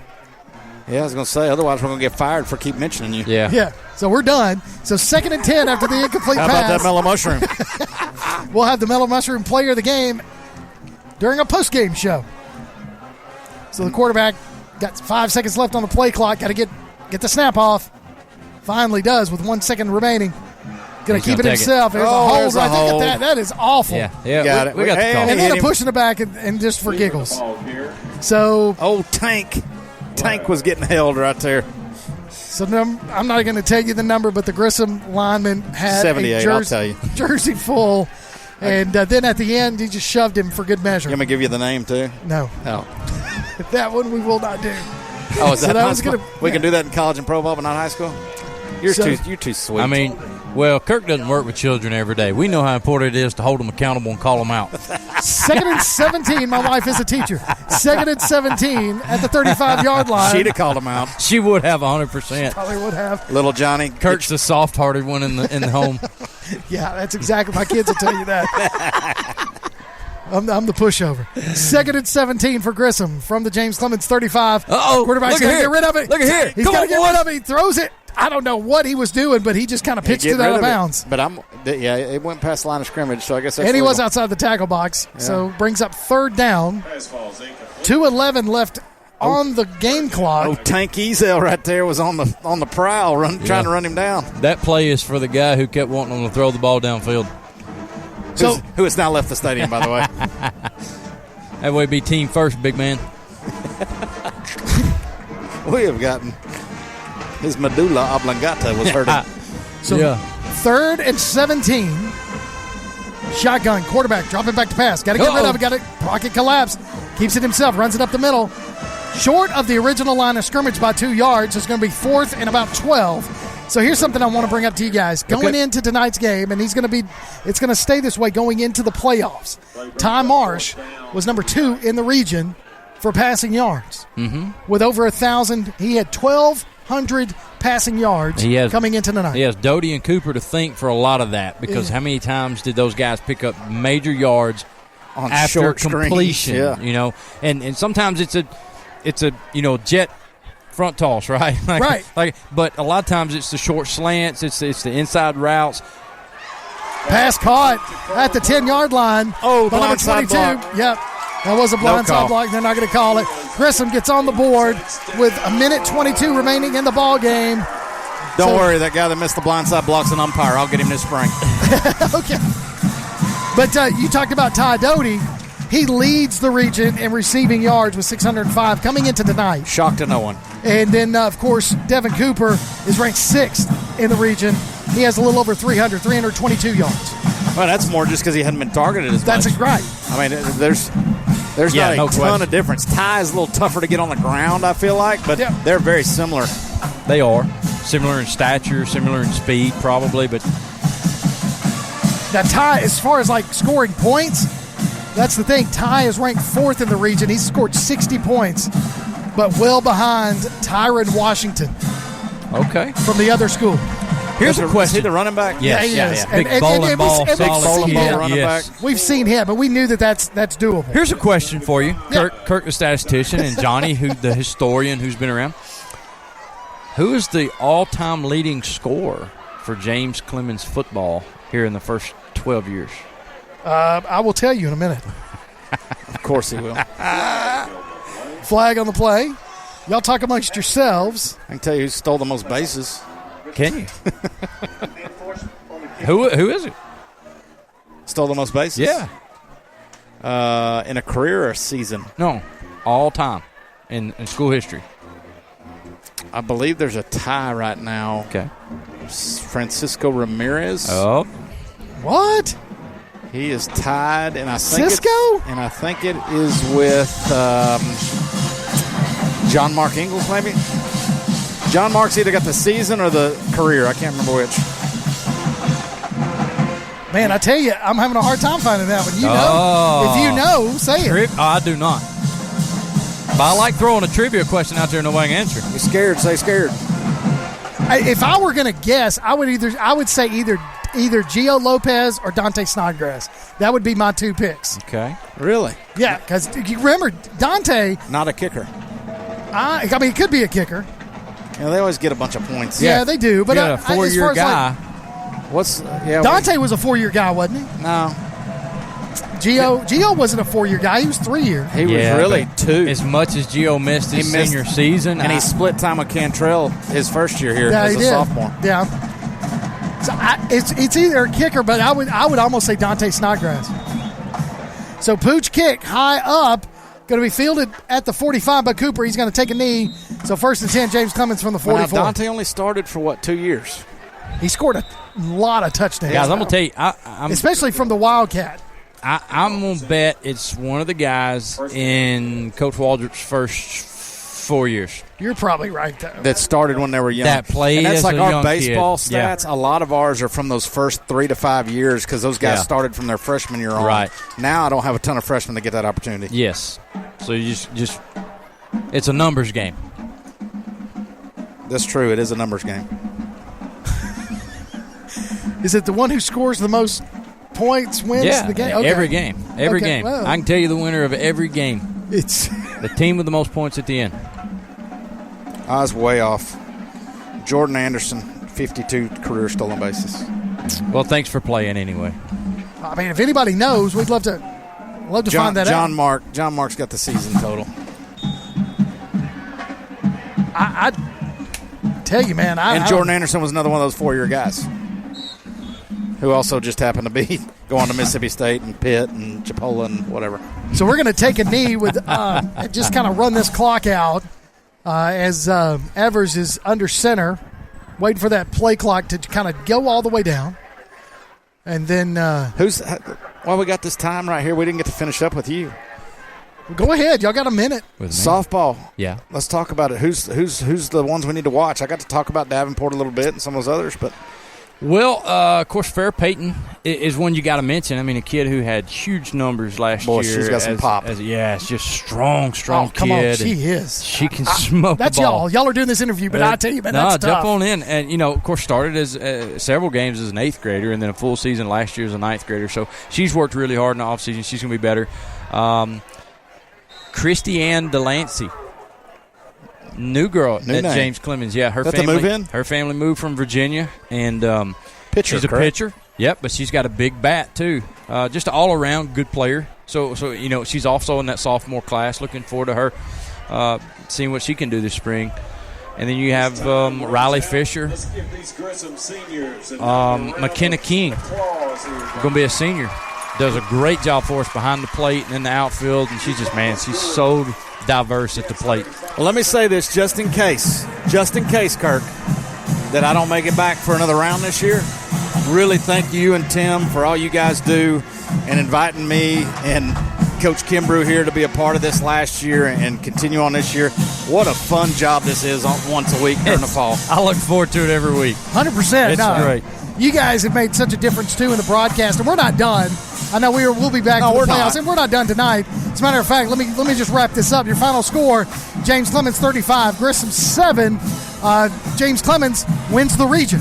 So we are going to host the first round of the playoffs in 2 weeks, and we'll make sure that we're broadcasting there in 2 weeks there. But we're going to take a break. When we come back, we're going to talk a little bit about this game, talk a little bit about some stats. Maybe we'll have a Lawler's Fan of the Week winner. Maybe we'll have a Mellow Mushroom Player of the Game. We never know. You never know. What we're going to give away. You're listening to Jets Football right here on PAS+. Local high school sports are brought to you in part by Limestone County Commission Chairman Colin Daly. Visit the County Commission page at limestonecounty-al.gov to keep up with what's going on in the county and find out what ranks us in the top 5% in the state. You can also call Colin at 256-233-6400 or on his cell phone at 256-800-4544. When you're searching for a home or selling your current one, you want guidance from someone you trust. Fallon Sloan at Capstone Realty has been an active member of the Madison-Huntsville area for many years and has a passion for hard work, integrity, and client service. Fallon is a Madison resident, so she's got her finger on the pulse of the community. Check out her listings online at Fallon Sloan, that's FALLONSLONE.choosecapstone.com, or call her at 256-755-0269. Fallon Sloan at Capstone Realty. Mellow, a state of mind, a culture, a way of being, and the philosophy behind Mellow Mushroom Pizza Bakers. Since 1974, their mission has been to provide delicious food in a fun and creative environment. The originators of hand-tossed, stone-baked classic Southern pizza, Mellow Mushroom makes their pies with high-quality, fresh ingredients to elevate the dining experience. So mellow out at Mellow Mushroom, a higher order of pizza in Huntsville at 470 Providence, Maine, and 2230 Cecil Ashburn in Jones Valley. Bankston Motorhomes, with locations in Alabama and Tennessee, carries an extensive inventory of motorhomes, including Class A diesel, Class A, Class B, and Class C motorhomes, fifth wheels, travel trailers, toy haulers, and tent campers from manufacturers like Tiffin Motorhomes, Fleetwood, Forest River, and many more. Bankston Motorhomes also has an experienced service department to help you with any service work or parts or accessories you need. Bankston Motorhomes, Huntsville, Florence, Albertville, Ardmore, and Nashville, helping families like yours build memories for over 40 years. Call 1-800-624-2899 or visit them online at bankstonmotorhomes.com. Ever thought you'd like to have a nice privacy fence or deck, but thought it would be just too expensive? Think again. Woodard Decking and Fencing will have you throwing that backyard party before you know it. They offer top-quality wood, wrought iron, aluminum, chain link, and vinyl fencing, along with decks of any style at affordable prices. They'll treat your yard as if it were their own. Commercial services are available too. Woodard Decking and Fencing. Look them up on Facebook and see what they can do for you.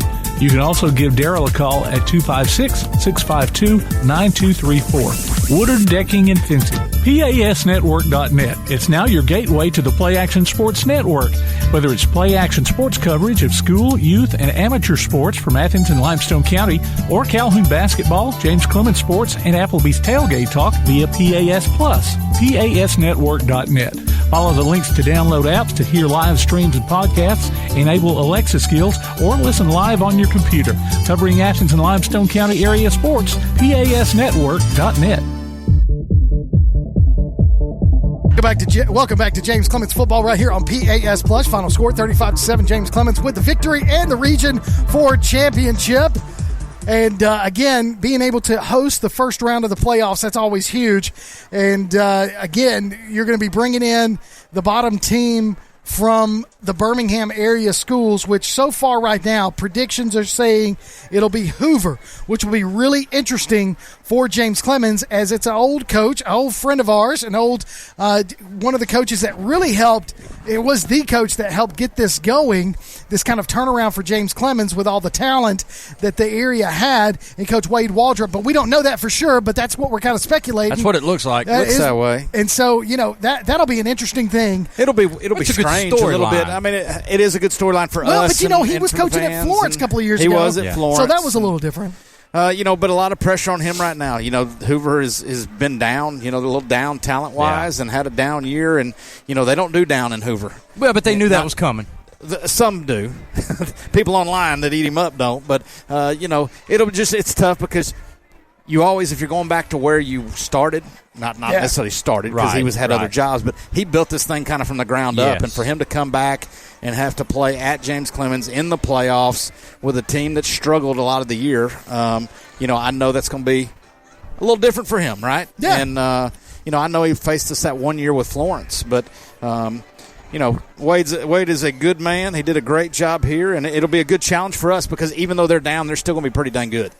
Compared to what we've seen. We talked about that a little earlier in the broadcast. So if Hoover is who it is, Coach Chad McGee and his group will have them ready. What a great job they've done, responding from last year's kind of mess that they inherited with the injuries and all that stuff to be region champions. Can't talk enough about what a great job Chad and his group's done. Well, Coach Waldrop's familiar with this place. Coach McGee is familiar with that place. Well, yeah, you and I are reading. Right? I mean, you're reading right. Coach McGee was the defensive coordinator at Hoover, right? That's correct. So, interesting dynamic. Again, it's just a storyline. At the end of the day, kids got to go play, right? Right. You scheme it up, you go play, and you hope the best result. Yeah, absolutely. So, you're just going to end it with that. That's your exclamation point. I like it. I like it. I'm not the dynamite broadcaster that you are. No, Kirk. man, I like it. I mean, you're exactly right. At the end of the day, I'm not even a very good coach. At the end of the day, I argue that one. At the end of the day, though, you're 100% right. I mean, you can talk the storyline of the two coaches, but ultimately the kids have got to go out and perform and got to play. So let's talk about tonight's ball game. It's a wrap-up. We've won 35-7. We win the region. That's awesome. We're going to host the first round of the playoffs. There were some positives in the first quarter. Then there were some negatives. We saw Ty Marsh comes out hot. He hits 3 for 3. Scores a touchdown. All of those things. And then it kind of got a little sloppy. We saw some defensive touchdowns. We saw some turnovers by Grissom. But at the end of the day, we were able to capitalize on their mistakes. But we cannot have this kind of thing where we start up, and then we drop down in the playoffs. Well, obviously, we've talked about that because a team like Hoover is going to make you pay for it. Absolutely. Or not Oak Mountain, Hoover or Thompson or any of those teams that we're going to play down from that region, they're going to make you pay when you make mistakes. We got away with those things the last couple of weeks. So I'm sure that will be a point of emphasis. And, again, your focus is going to be a little different when you're playing a Sparkman, you're playing absolutely a Hoover, you're playing than a game where you're up 35-0 in a hurry. Yeah. And our defense scored 2 or 3 touchdowns there at the first. We hadn't even taken the field in the second quarter, and we'd scored or whatever it was. Second half. And so your focus is going to be a little different in 2 weeks. And they've got a week plus now with a Thursday night game. Yeah. To prepare for a playoff game. So in 24 hours, we'll know who our first-round opponent is going to be. We definitely should, unless there's some kind of crazy tiebreaker that we have to wait for. But we definitely should know. And, of course, I'm sure what Coach McGee's going to do is spend the next week focusing on us, and then the game plan. Exactly, and then start putting a game plan in with our kids. And, look, we talked about parts of our game getting sloppy this week and last week. Our kids are not stupid, right? As much film as they're seeing, and they know the competition they played early. They knew that they're coming into opponents who aren't as good as we are. They're not as talented as we are, and they're not as successful as we've been. So it's almost expected that you're going to have those little lulls in the game. Ultimately, we won both, right? And that's what you hope for. That's the result that you want. So, and I mean that's exactly right. And then tonight, 35-7, talked about Ty Doty returned that punt right off the second half, 45 yards. London Towns picks up a 65-yard fumble recovery, takes it into the end zone. And then we finally see the offense come back out. And we kind of sputtered, probably tried to do a couple of different things. But, again, at the end of the day, we got to get the ball into the hands of our playmakers. And our defense has got to be stout going into these playoffs. And I think we are. Yeah, that's going to be the emphasis next week and a half of practice. Yeah, for sure. So right now, we want to focus on our Lawlers Fan of the Week. You could have gone in and entered your name for the Lawlers Fan of the Week at pasplus.net. And what we're going to do is announce the winner of our Lawlers Fan of the Week. And you're going to get a gift card from Lawlers Barbecue. Tonight's Fan of the Week is Scott Sandberg. Congratulations, Scott. You are our Lawlers Fan of the Week. Any relation to Ryan? Ryan? Is that Ryan's brother? On now. You have 2 weeks to drop by WKAC Radio to pick up your gift card. So congratulations to you and to all of our winners tonight. Our in-flight movie winner, our Time Out with Taziki's, and our Lawlers Fan of the Week. Thank you guys, all of you, for participating in all of our winners all year long. Absolutely. But now, drum roll, Mellow Mushroom Player of the Game. Guys, I'm going to throw it to y'all. Well, go ahead, You Coach. point at me? Yeah, Okay. go ahead. Well, this is a guy that carried the load tonight for us most of the time in the backfield. Started out the year as a senior. Senior running back. I mean, he started as the starting running back he's still as a senior. He's still a senior. and then kind of lost that starting role a little bit. But, man, after about 2 weeks of not being the starter, he has come in as a change of pace back, so to speak. And tonight played 3 of the 4 quarters in DJ Williams. Yes, he did. And a guy that has continued to show more and more improvement as the year has gone on. And so DJ is going to be our player of the night for carrying that load and keeping us moving forward down the field. And I know our defense scored a lot of points tonight, but the offense was right there. And he didn't actually get in the end zone. No. But he was the workhorse for us tonight in that offensive backfield. So, DJ Williams, congratulations, Mellow Mushroom Player of the Game. So DJ is going to receive a gift card from Mellow Mushroom to go over there and enjoy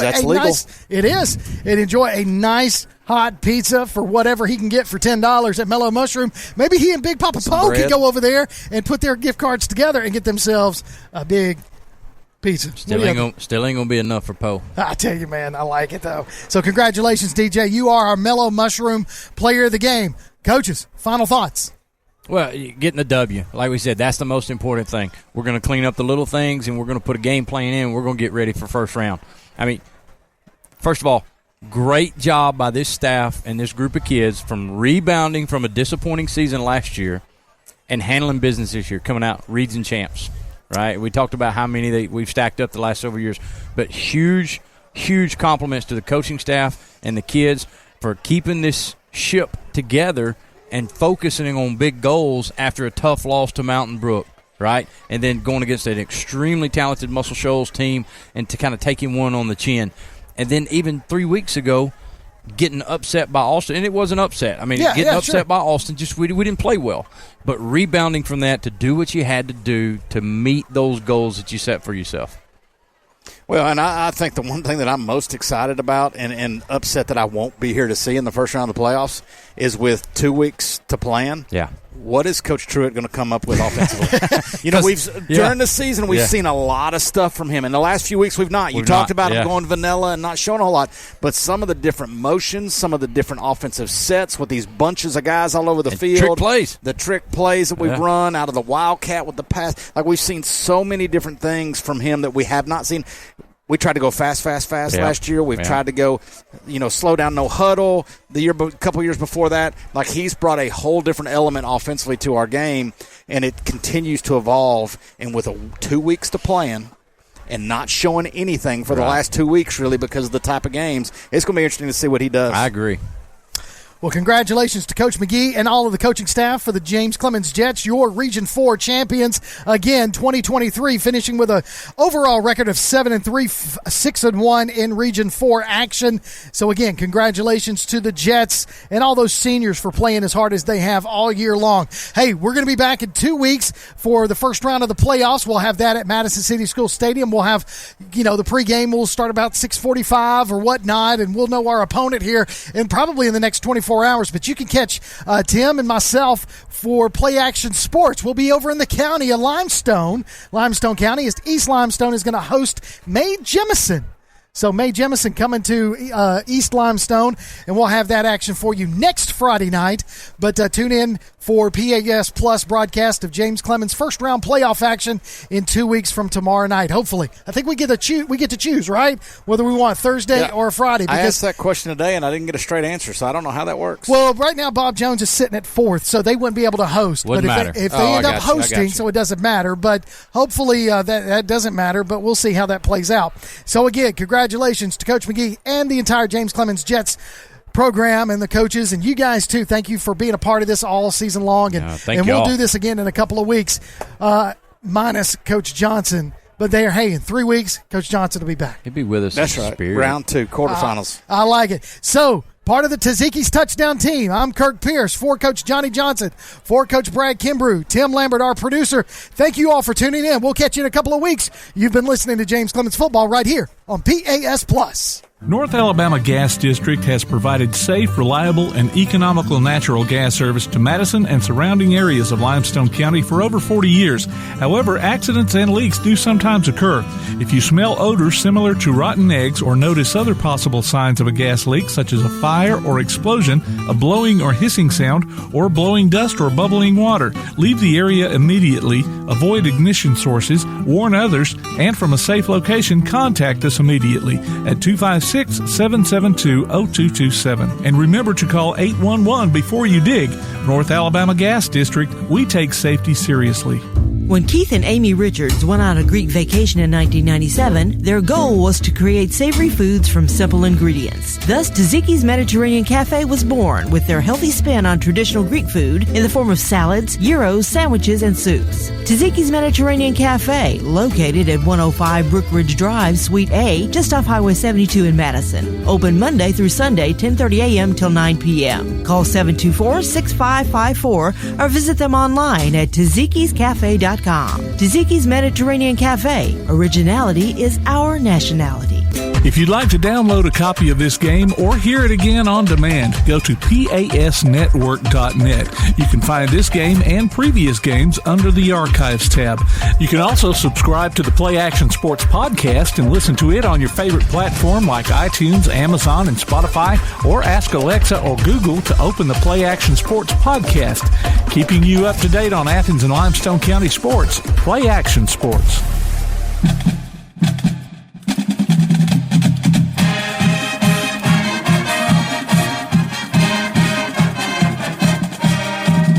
You've been listening to James Clemens High School Football.